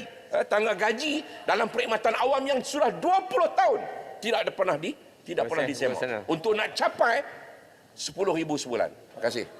Sila Timbalan Menteri. Terima kasih kepada Yang Berhormat Berkesena. Soalan dia panjang lah, saya tak tahu nak jawab yang mana satu. Tapi saya cuba pecahkan soalan itu kepada beberapa isu yang saya percaya yang berhormat cuba highlightkan dalam soalan ini, iaitu apakah sasaran pendapatan isi rumah RM10,000 itu boleh dicapai pada tahun 2025. Benar, saya setuju dengan apa yang berhormat sebutkan. Kalau nak dikira pendapatan itu secara sempurnanya, sekurang-kurangnya isi rumah itu mesti mempunyai pendapatan RM2,500. Tapi dalam mengira pendapatan ini, itu sebab diambil kira bahawa ini dibuat berdasarkan survey pada tahun 2019, iaitu 2 orang isi rumah itu yang bekerja. Dalam pengiraan average keluarga 4 orang, 2 orang bekerja, dan sumber pendapatan itu ada 4. Jadi survey 2019 menunjukkan bahawa isi rumah mempunyai pendapatan sekurang-kurangnya RM2,000. Jadi kalau 2 dah RM4,000 kan. Dan dicampur dengan sumber-sumber seperti pelaburan, average pelaburan, dan juga sumber seperti sewa rumah dan juga lain-lain bantuan yang diberikan oleh kerajaan seperti bantuan prihatin, bantuan keluarga Malaysia dan BRIM misalnya, menjadikan gaji 1,200 yang nak melabur lagi. Ialah, ini kadang-kadang yang 1,200 yang duduk di kampung pun ada juga aset-aset dan sumber-sumber. Kalau sekurang-kurangnya mereka menanam sayur pun dia ada sebagai nilai tambah. Saya Muhammad. Nak kerja masa mana nak tanam sayur? Yalah, ada masa-masa lapang tu kan. Jadi kalau yang duduk di bandar, kerajaan sentiasa prihatin untuk memberikan bantuan kepada mereka kan. Jadi ini bukan kita membuat andaian semata-mata, tetapi asas kepada andaian itu berdasarkan survey yang dibuat pada tahun 2019. Inilah hakikatnya. Jadi dan ini juga disandarkan kepada peningkatan pertumbuhan nilai harga semasa pada tahun 2019, iaitu sebanyak 7.4%. Dan ini dibuat dengan tidak mengambil kira kadar inflasi semasa lah. Jadi itu jawapan kepada soalan Yang Berhormat. Terima kasih. Soalan tambahan yang kedua, saya jemput Yang Berhormat Tumpat. Terima kasih Datuk Seri Yang Dipertua.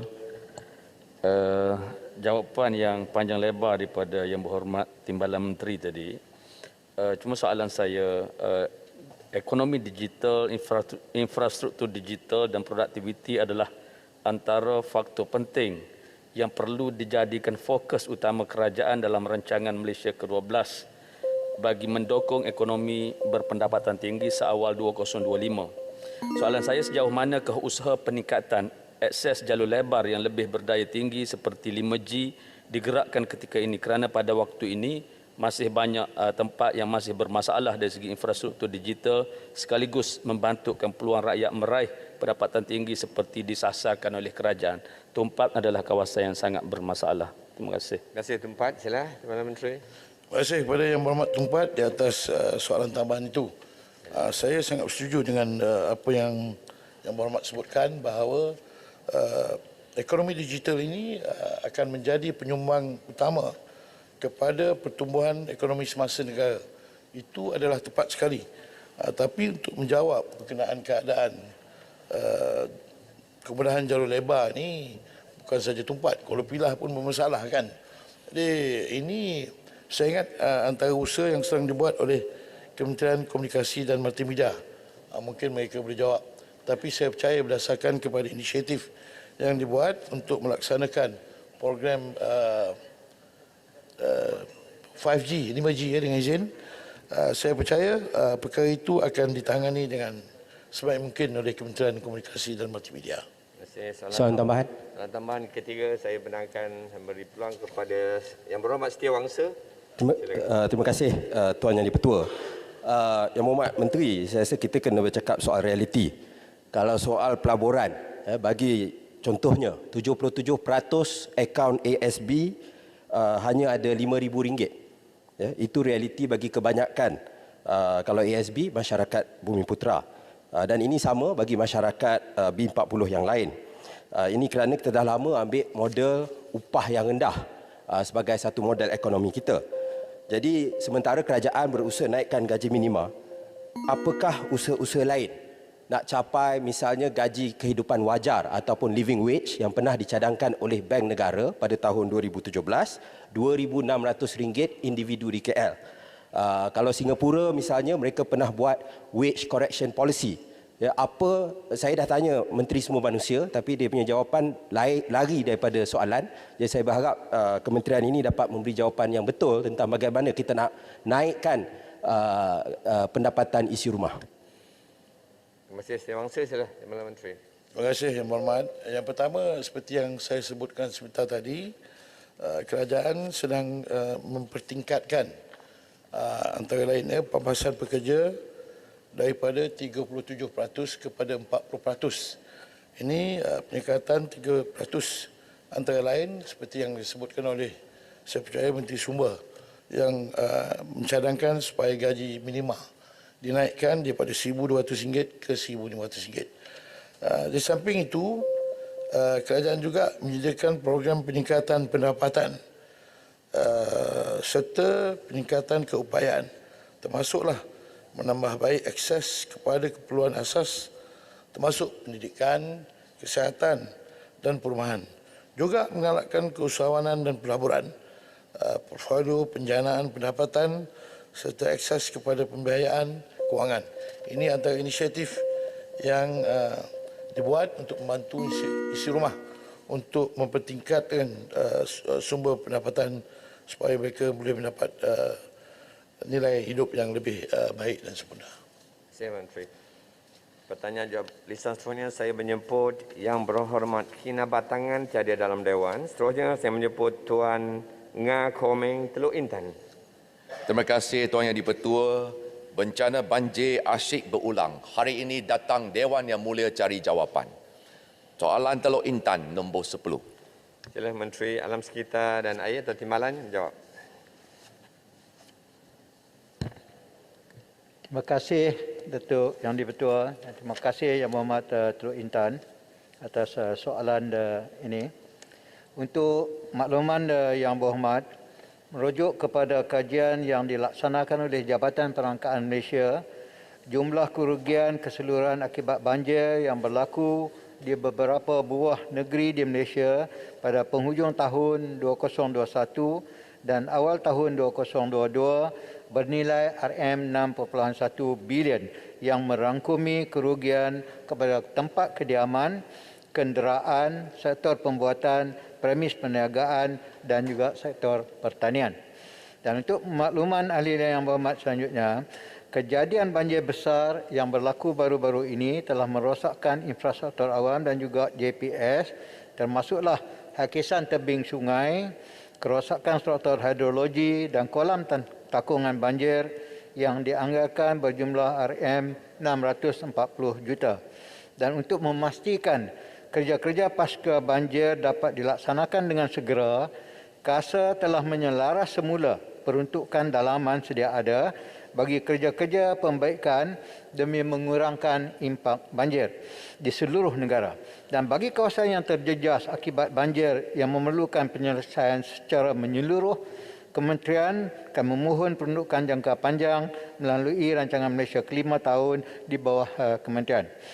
Dan langkah-langkah ini diambil supaya setiap pendekatan struktur dan bukan struktur bagi menangani masalah banjir dapat dilaksanakan dengan mengambil kira faktor perubahan iklim dalam peringkat perancangan, reka bentuk dan pelaksanaan projek-projek melibatkan sektor air dan infrastruktur. Dan perincian ini bagi jangka masa pendek dan juga masa panjang telah diumumkan oleh Yang Berhormat Menteri KASA dalam mesyuarat khas Parlimen berkaitan banjir dan pasca banjir yang penjelasan bantuan dan penanganan jangka panjang pengurusan banjir pada tahun 20 hari bulan Januari tahun 2022 yang baru-baru ini. Dan untuk yang bahagian kedua, Tuan Yang di-Pertua, mengambil kira fenomena banjir monsun Timur Laut 20 tahun 21 dan 22 yang serius sehingga mengakibatkan kehilangan nyawa dan kerosakan harta benda, Jemaah Menteri telah memutuskan untuk meningkatkan dan menyegerakan projek tempatan banjir dengan tambahan perbelanjaan sebanyak RM15 bilion untuk tempoh tahun 2023 hingga ke tahun 2030. Dan bagi plan induk jadual masa dengan tujuan mengurangkan risiko banjir akibat perubahan iklim, KASA akan memasukkan faktor perubahan iklim dalam meningkatkan tahap perlindungan atau kala ulangan atau dengan izin Average Recurrence Interval ARI kepada bagi reka bentuk infrastruktur saliran dan pantai dari 100 tahun ARI kepada 200 tahun ARI. Dan KASA juga telah membangunkan satu kerangka plan mitigasi jangka panjang 50 tahun secara berfasa yang akan bermula pada tahun 2023 bagi mengurangkan impak banjir dan peningkatan aras laut sehingga tahun 2100. Dan plan mitigasi ini adalah melibatkan projek tempatan banjir, saliran bandar, pembinaan Sabo Works, empangan, pengambilan tanah, struktur perlindungan pantai yang berupaya melindungi daripada kenaikan air laut, banjir pantai dan luruan ribut. Sekian, terima kasih. Saya soalan pertama. Intan. Terima kasih Tuan Yang di-Pertua. Setelah mendengar dengan panjang lebarnya jawapan, saya nak ingin tegaskan rancangan tanpa pelaksanaan yang berkesan hanya akan mendatangkan kegagalan. Sejak rancangan Malaysia pertama, masalah banjir ini asyik berulang, khususnya di negeri pantai timur, Kelantan, Terengganu, Pahang dan lain-lain. Dan sekarang masalah nampaknya semakin serius. Apakah sebenarnya, saya nak tahu.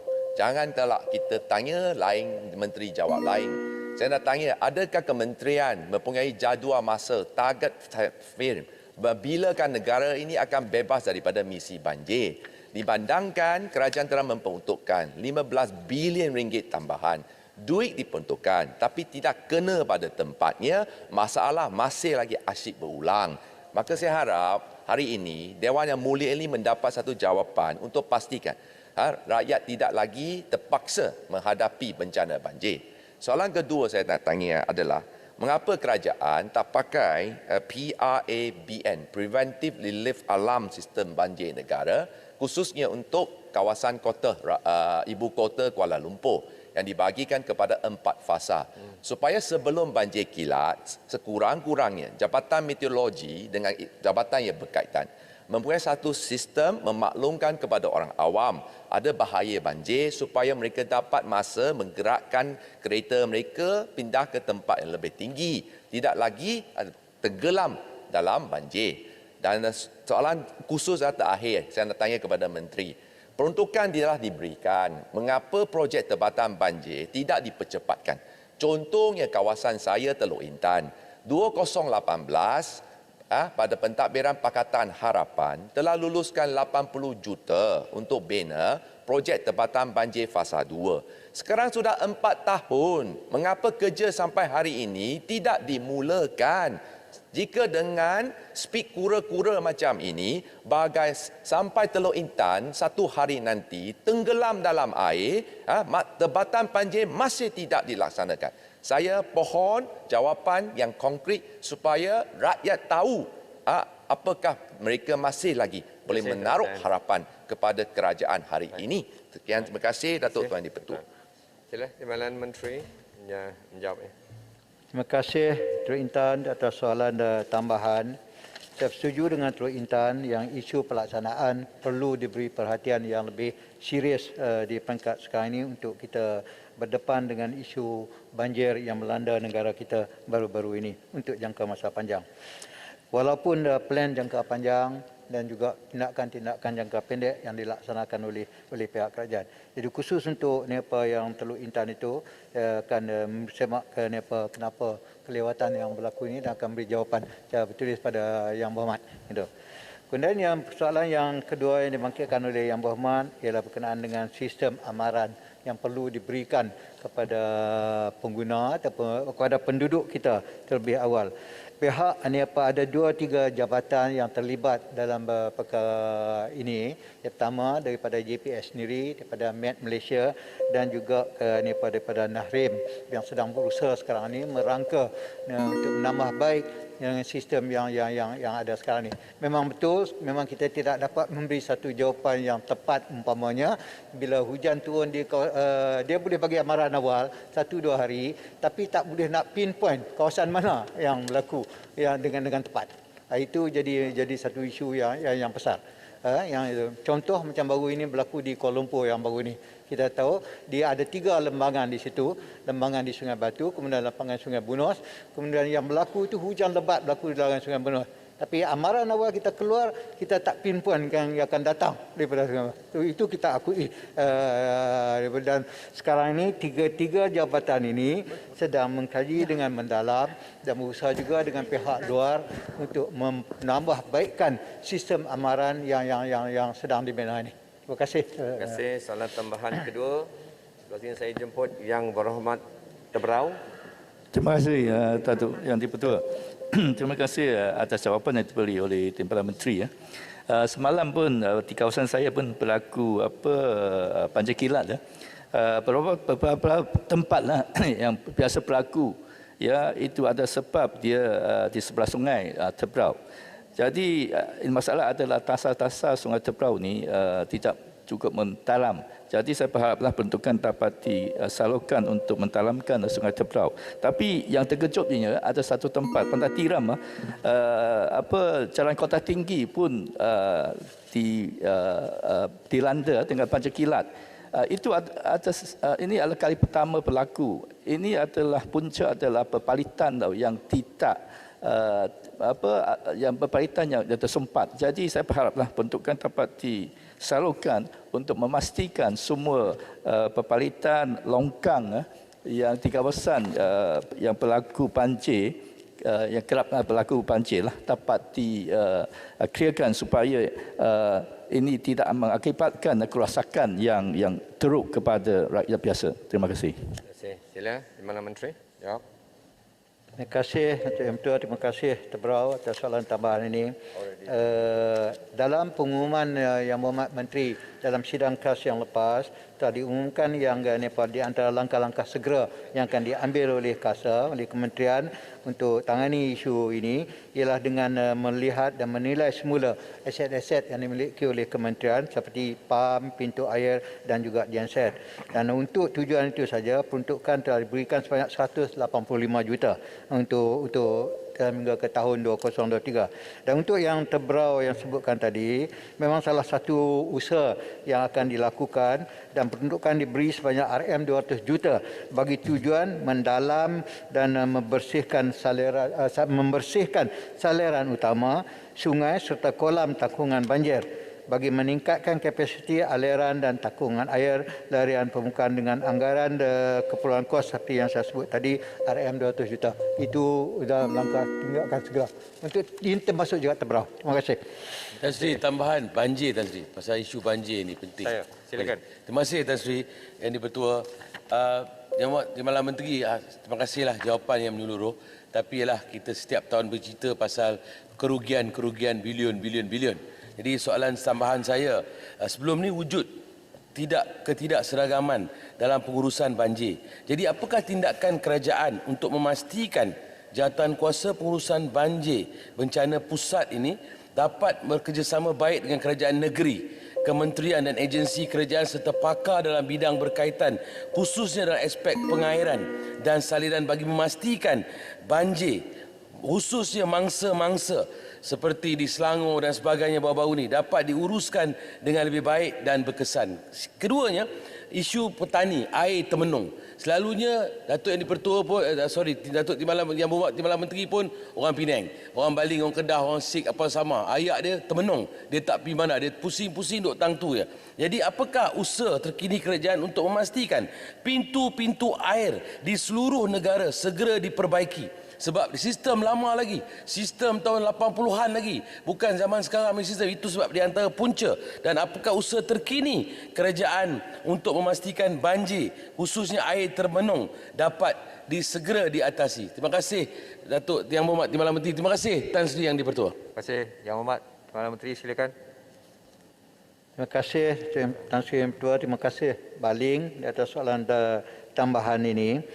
Memang betul seperti yang Baling sebut tadi, isu penyelarasan di antara agensi-agensi pelaksanaan bagi tangani banjir ini perlu dinilai semula. Justru di peringkat pusat telah pun diwujudkan satu jawatankuasa pengurusan bencana pusat dan ini diuruskan oleh di bawah MKN yang diberikan tanggungjawab kepada pihak NADMA. So, bagi kementerian kita sedang memperbaiki apa yang saya sebutkan tadi, terutama sekali dalam isu amaran awal tentang kejadian banjir. Berbalik kepada isu banjir termenung ini, pihak NARIM itu sedang menambah memperbaiki dan telah melaksanakan satu program yang dipanggilkan evaporization proses untuk tangani isu banjir termenung ini.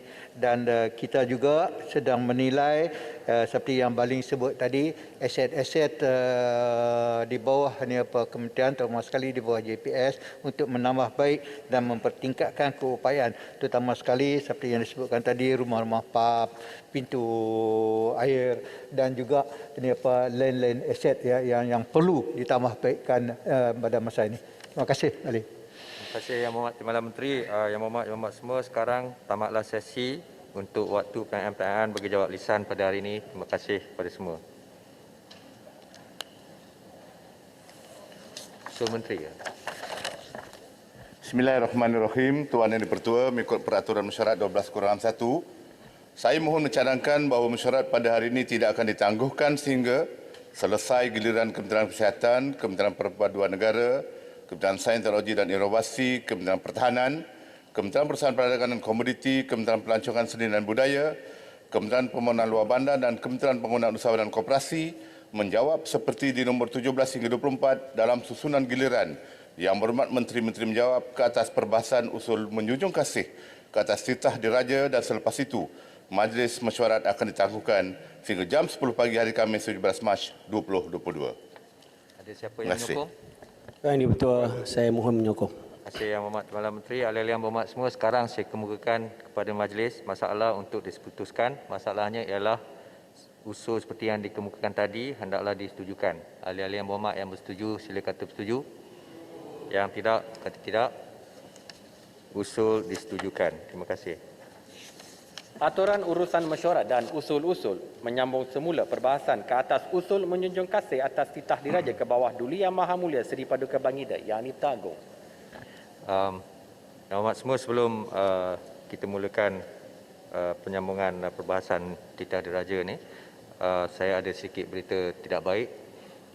Dengan rasa duka cita yang amat mendalam, saya difahamkan bahawa Ibunda tercinta kepada Yang Berhormat Datuk Seri Tuan Ibrahim bin Tuan Man, Yang Berhormat Menteri Alam Sekitar dan Air, telah pergi ke rahmatullah semalam. Ucapan takziah yang tidak terhingga kepada Yang Berhormat Tuan Ibrahim bin Tuan Man dan keluarga di atas pemergian Ibunda yang tercinta. Innalillahi wa inna ilaihi raji'un. Semoga roh Allah yang rahmah dicucuri rahmat dan ditempatkan bersama orang-orang yang beriman dan beramal soleh. Marilah kita sedekahkan Al-Fatihah kepada Allah yang rahmah. Al-Fatihah.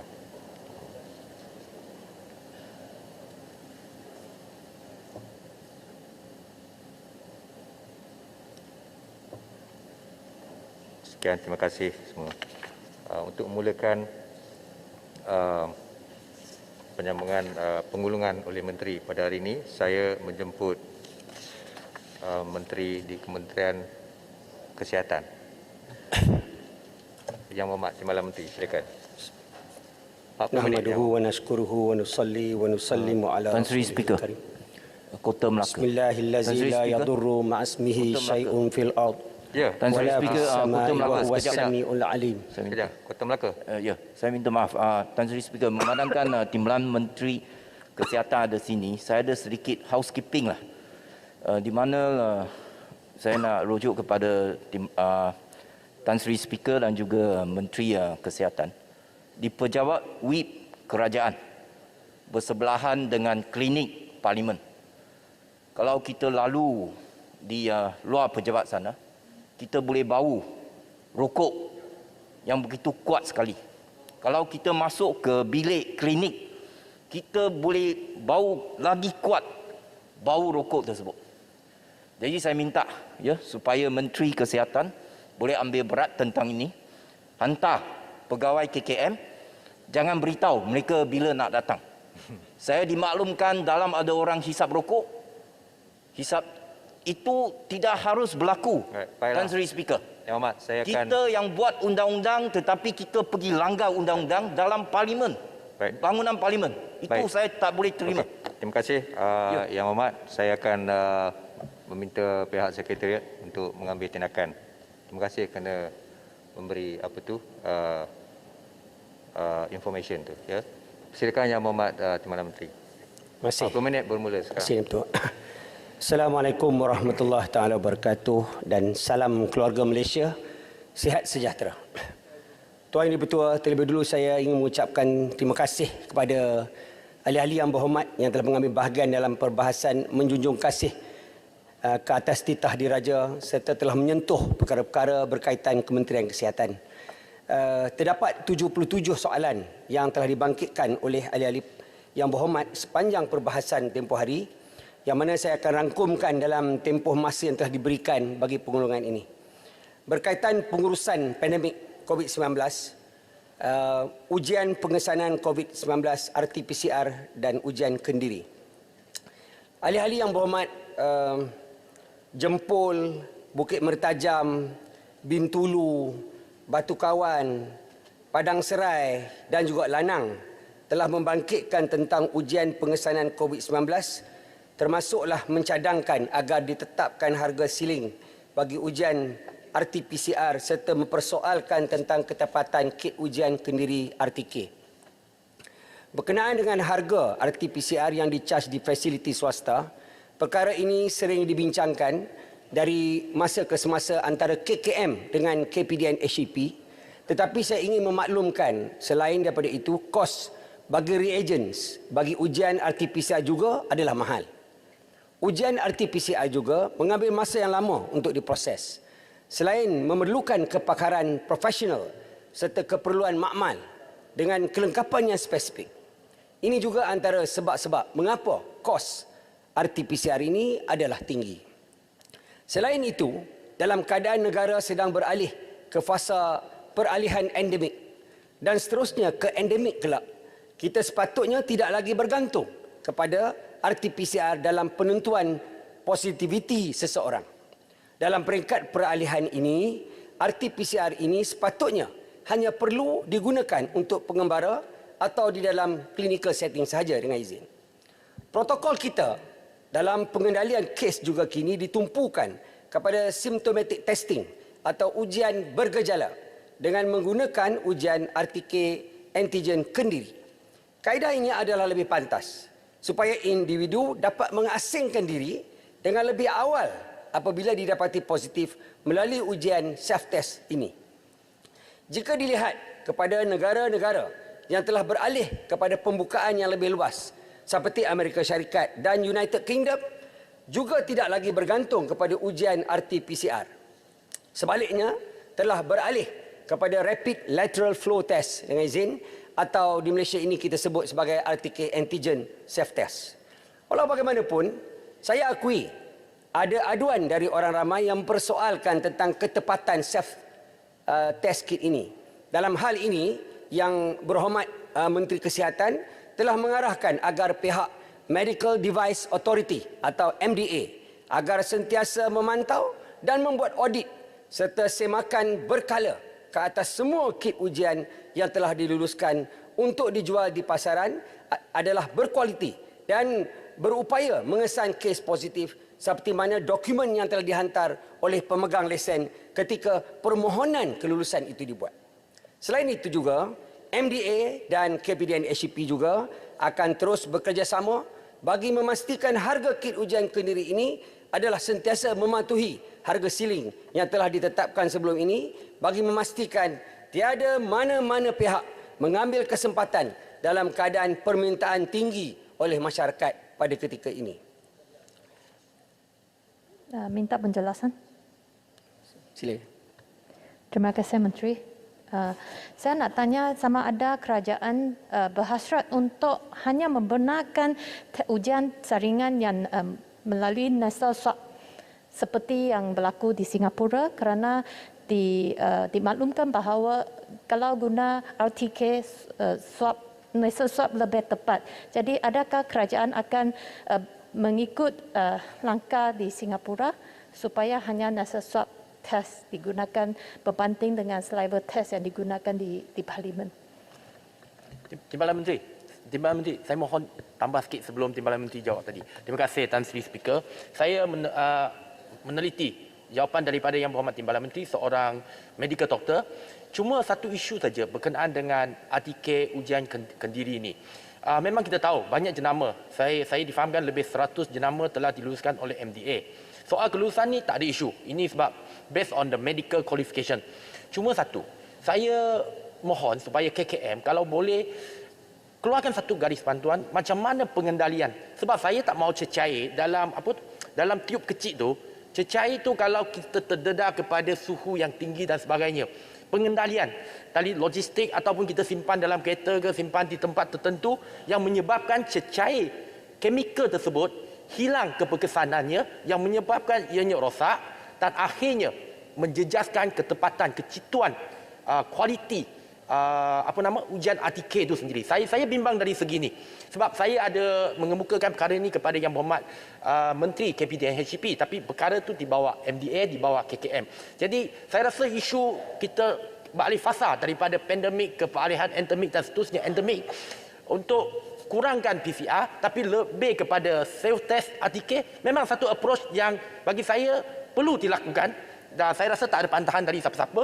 Cuma chemical tu macam mana pengendalian, penyimpanan, storage dia yang memastikan dia sentiasa berkualiti dan memberikan ketepatan hasil saringan yang kita harapkan.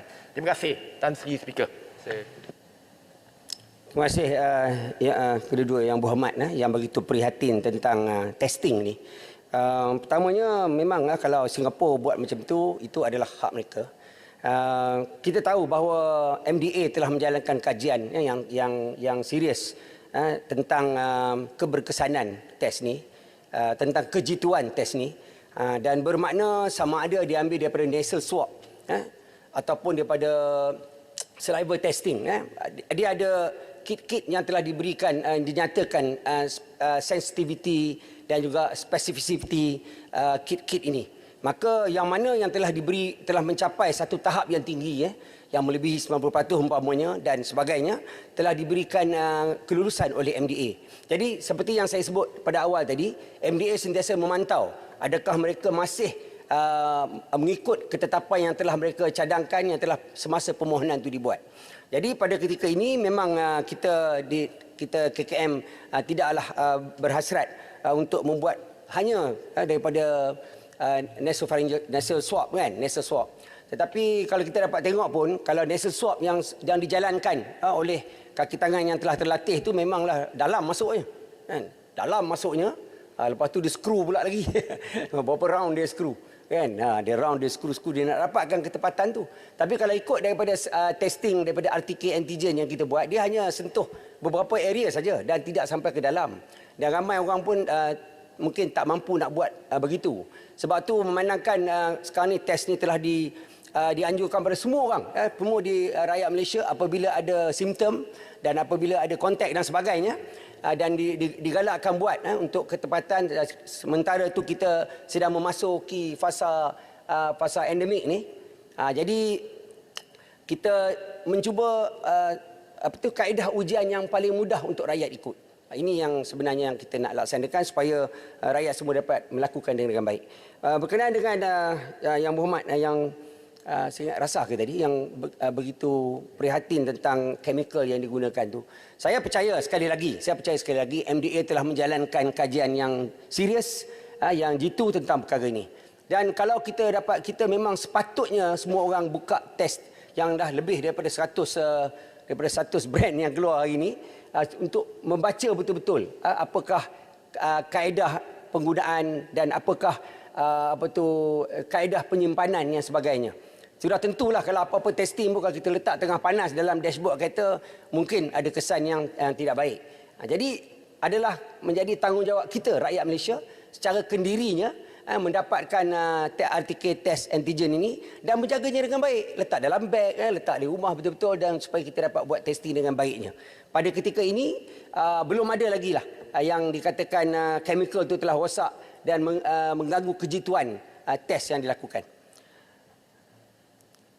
Tuan Yang Dipertua, saya sambung berhubung dengan dakwaan monopoli syarikat pengendali ujian pengesanan COVID-19 di KLIA dan KLIA 2 ini seperti yang dibangkitkan oleh Yang Berhormat Bintulu. Untuk maklumat Yang Berhormat, KKM telah menempatkan petugas bagi pelaksanaan ujian saringan COVID-19 secara percuma kepada rakyat Malaysia. Pada masa yang sama, pengembara juga boleh memilih untuk menjalankan ujian mereka melalui BP Clinical Lab atau anak syarikat BP Healthcare Group secara berbayar bagi mengurangkan masa menunggu mereka. Ingin saya maklumkan, pemilihan BP Clinical Lab untuk mengendalikan ujian saringan ini bukanlah ditentukan oleh KKM, sebaliknya adalah lantikan yang dibuat oleh Malaysia Airport Sdn Bhd ataupun MAHB menerusi proses tender terbuka yang dijalankan mereka. Berkaitan dengan exit strategi dan fasa peralihan ke endemik. Berkenaan exit strategi yang dibangkitkan oleh Yang Berhormat Pasir Mas, Sabak Bernam, Bintulu dan Bintulu, Yang Amat Berhormat Perdana Menteri pada 8 Mac yang lalu telah mengumumkan bahawa negara akan memasuki fasa peralihan ke endemik mulai 1 April ini. Tak lama lagi. Ini pun telah sedikit sebanyak telah mendatangkan kekeliruan. Sebab apa? Ada rakyat yang jumpa saya dan bagi tahu kita tak lama lagi kita endemik. Jadi sebenarnya yang kita katakan itu adalah fasa peralihan ke endemik. Kita belum masuk endemik lagi. Dan mungkin juga ada juga yang terkeliru umpamanya. Jadi dalam fasa endemik ni adalah satu istilah di mana penyakit itu sentiasa wujud di satu tempat tapi pada kadar yang rendah. Dan apabila berlaku wabak, manakala peningkatan kes di luar waktu kebiasaan, maka ini berlaku dikatakan keadaan epidemik. Jadi rakyat dan semua orang harap jangan keliru dengan istilah ini. Dan sebenarnya kita pada 1 bulan 4 telah diisytiharkan oleh Yang Amat Berhormat Perdana Menteri untuk peralihan ke fasa, peralihan ke endemik. Silakan. Terima kasih Tan Sri Yang Dipertua. Terima kasih Yang Berhormat Timbalan Menteri atas jawapan diberi tadi. Kata ini di Malaysia Airport itu KLIA atau 1 ada 2. Cuma kita nak bagi satu BP boleh cepat sikit. Mungkin sehari ataupun berapa jam dalam sana. Kita Yang Berhormat Timbalan Menteri ada sedar ke tidak? Kita Malaysia ada begitu banyak lab. Kenapa kita KKM tidak boleh disetujukan kepada semua siapa-siapa nak berminat di KYA membuka buat PCR test untuk rakyat bagi dia orang kompik itu harga. Sekarang Timbalan Menteri ada lihat ke tidak? China sekarang PCR test baru jual 40 renminbi saja. Kenapa kita harga begitu tinggi? Kita punya lab KKN kalau di luar ada bagi sama dia orang boleh di lab itu ambil test, kita recognize. Janganlah di airport tak boleh recognize. Jangan cerita MAP kuasa ini semua. Apa dia kuasa MOT ada. Ini belong to kat sana.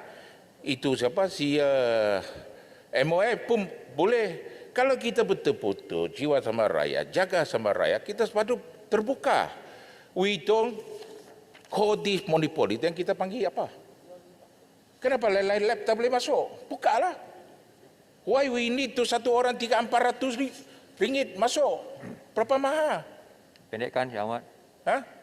Mintalah yang Pemerintah Timbalan Menteri, this is the voice from the people on the ground. Jangan kita bodoh saja. Nanti pihak rakyat datang kita sangsara. Kita faham toh, policy made by us, decision made by us. Jangan kong kali kong. Terima kasih, Yang Amat. Silakan.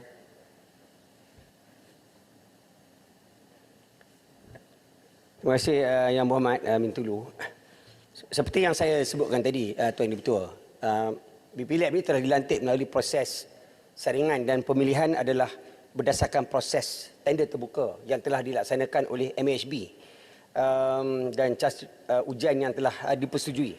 Selaras dengan keputusan Jemaah Menteri pada 10 Disember 2021, KKM dimaklumkan bahawa pihak MHB juga telah melaksanakan proses perolehan baru secara tender untuk mengenal pasti syarikat tambahan. Itu yang disebut oleh Bintulu tadi, yang akan melaksanakan ujian saringan. Dijangkakan perolehan ini akan dimuktamadkan dalam masa yang terdekat. Terima kasih Yang Berhormat. Sikit. Jempol. Saya teruskan. Menteri, sikit dah. PCR tadi. PCR. Saya teruskanlah. Sikit. Menteri. Bobi Menteri. Sikit dia pasal PCR tadi. Silakan. Saya ada bangkitkan dalam perbahasan tempoh hari di mana pelepasan one-off cukai persendirian terhadap ujian PCR dikecualikan 1,000 untuk cukai. Jadi adakah pihak menteri tahu seperti mana yang saya bangkitkan, PCR ini terlalu mahal. Orang kampung pun susah. 200, 250 ringgit. Kadang-kadang terpaksa buat banyak kali dengan anak-anak semua. Jadi adakah pihak kementerian kawal harga siling ni? Ini terlalu menekan rakyat. Jadi apakah langkahnya selain daripada airport disebut tadi, yang ini? Yang kita biasa di parlimen boleh buat, tapi orang kampung, anak-anak mereka ni yang sekarang ni begitu banyak COVID hari ini, Omicron ni, banyak rakyat yang terkesan. Jadi kena pergi selalu test. Jadi apa pandangan menteri supaya dapat dikawal harga shilling tersebut? Terima kasih Yang Berhormat. Begitu prihatin seperti juga Bintulu tadi. Sudah tentu seperti yang saya sebut daripada awal tadi, bahawa RT-PCR ni kenapa harganya lebih tinggi, kan? Saya dah sebut tadi. Walau bagaimanapun, macam kita kata tadi, kalau di airport lah, di MHB tu, proses perolehan terbaru tu mengenal pasti syarikat tambahan sudah tentu akan mengkaji perkara tentang harga ni, dan dari aspek KKM juga dari masa ke semasa sudah tentu kita akan ambil perhatian perkara ni yang dibangkitkan oleh Yang Berhormat, bermaknanya adalah daripada suara rakyat, dan kita akan memperhalusi perkara ini supaya masa akan datang harganya dapat dikurangkan. Jadi saya juga nak ingatkan sekali lagi bahawa kita dalam fasa nak pergi ke fasa endemik ni, kita lebih seperti yang dimaklumkan oleh Yang Berhormat Menteri Kesihatan baru-baru ni, kita akan lebih bergantung kepada RTK antigen yang lebih murah, lebih mudah, lebih cepat, dan juga dikatakan dengan MDA telah menjalankan kajian dan sensitivitinya adalah tinggi. Jadi ini perkara ini kita kena ambil perkara juga bahawa negara-negara luar, saya dah sebut tadi, Amerika Syarikat, United Kingdom juga tidak bergantung pada RT-PCR. Hanya perkara-perkara tertentu yang memerlukan sensitiviti yang sangat tinggi. Saya bagi contoh, Tuan Yang Dipertua, kalau orang yang dah positif dan dah melalui kuarantin 10 days, 10 hari umpamanya, seminggu 10 hari lepas tu kalau buat RT-PCR mungkin akan ada positif lagi. Sebab sensitivitinya terlampau tinggi dan dia very sensitif. Sebab tu pada tahap kita nak masuk ke fasa endemik, kita akan lebih bergantung pada RTK antigen. Inilah saranan kepada rakyat dan harganya boleh dikatakan murah lah pada ketika ini, kan, bawah pada 10 ringgit. Yang Berhormat Timbalan Menteri, saya bagi maklumat sikit bagi kita. Bagi sikit ya. Okey. Ya. Mengenai ini PCR, kata kita dimasukkan ataupun kita tidak guna PCR, saya merasakan ini tidak berapa baik. Kenapa saya bagi you 2 contoh? Satu contoh, saya sendiri kena. Okey. Saya hari kelima saya baru melatup. Really. Saya punya simptom keluar, fever, high fever. Then saya satu badan lemah. Saya pergi cek, saya punya PCR hari kelima, saya baru 16. Patut saya mau admitted in hospital, tapi saya tak pergi. Saya kuarantin sendiri pasal itu. Tempat saya tinggal, saya satu orang saja. Tadi KKN setuju, tapi hari-hari saya pergi hospital, cek saya punya darah itu semua. Dia orang suspek saya Omicron. Kita cek PCR, baru tahu kita punya city value. Saya sampai hari ke-10, cek masih lagi PCR, 33 saja. Hari ke-14, saya cek baru negatif. So, kita kalau tidak buat PCR, kita tak tahu itu orang punya city value. Contoh macam semalam.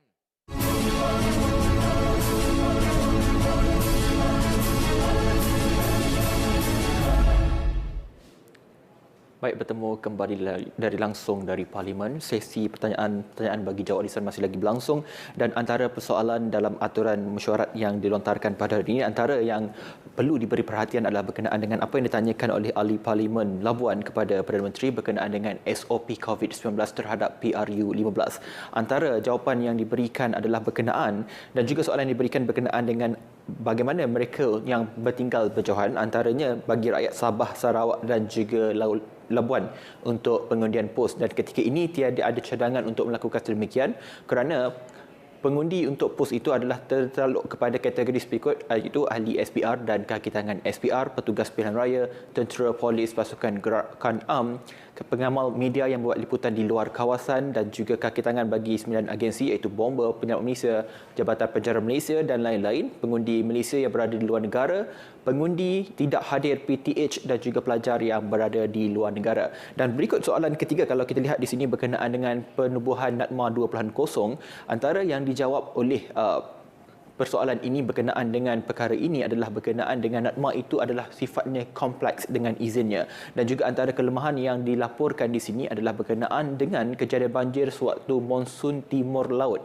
pada tahun 2001-2022 yang lepas adalah isu change of command dengan izin, iaitu aturan ataupun cara arahan diberikan di dalam pelaksanaan mekanisme tindak balas bencana dan struktur organisasi agensi pengurusan bencana negara NATMA yang kecil dan hanya beroperasi di peringkat pusat yang melibatkan 94 penjawatan, pelbagai grade pengurusan dan profesional serta kumpulan sokongan dan tidak mempunyai kaki tangan di peringkat negeri dan daerah telah menyukarkan koordinasi dan penyampaian maklumat dua hala secara terus dengan agensi di lapangan. Dan sebelum kita berakhir rancangan pada hari ini, seperti kita tahu yang diumumkan oleh Yang Amat Berhormat Perdana Menteri pada 8 Mac 2022 berkenaan dengan kesediaan negara kita untuk beralih ke fasa endemik dan masih lagi belum diumumkan oleh WHO. Namun persoalan penting yang dibincangkan hari ini berkenaan dengan harga PCR dan sebagainya. Buat masa ini, RTK antigen self test kit COVID-19 cukup dan memadai untuk dilakukan secara harian untuk kita mengelak daripada jangkiti COVID-19. Baik, itu sahaja yang sempat kami kongsikan kepada anda. Kita kembali pada siaran yang sama pada hari esok bermula jam 10 pagi hingga 12 tengah hari. Saya Hafidh Hussain. Assalamualaikum dan jumpa lagi.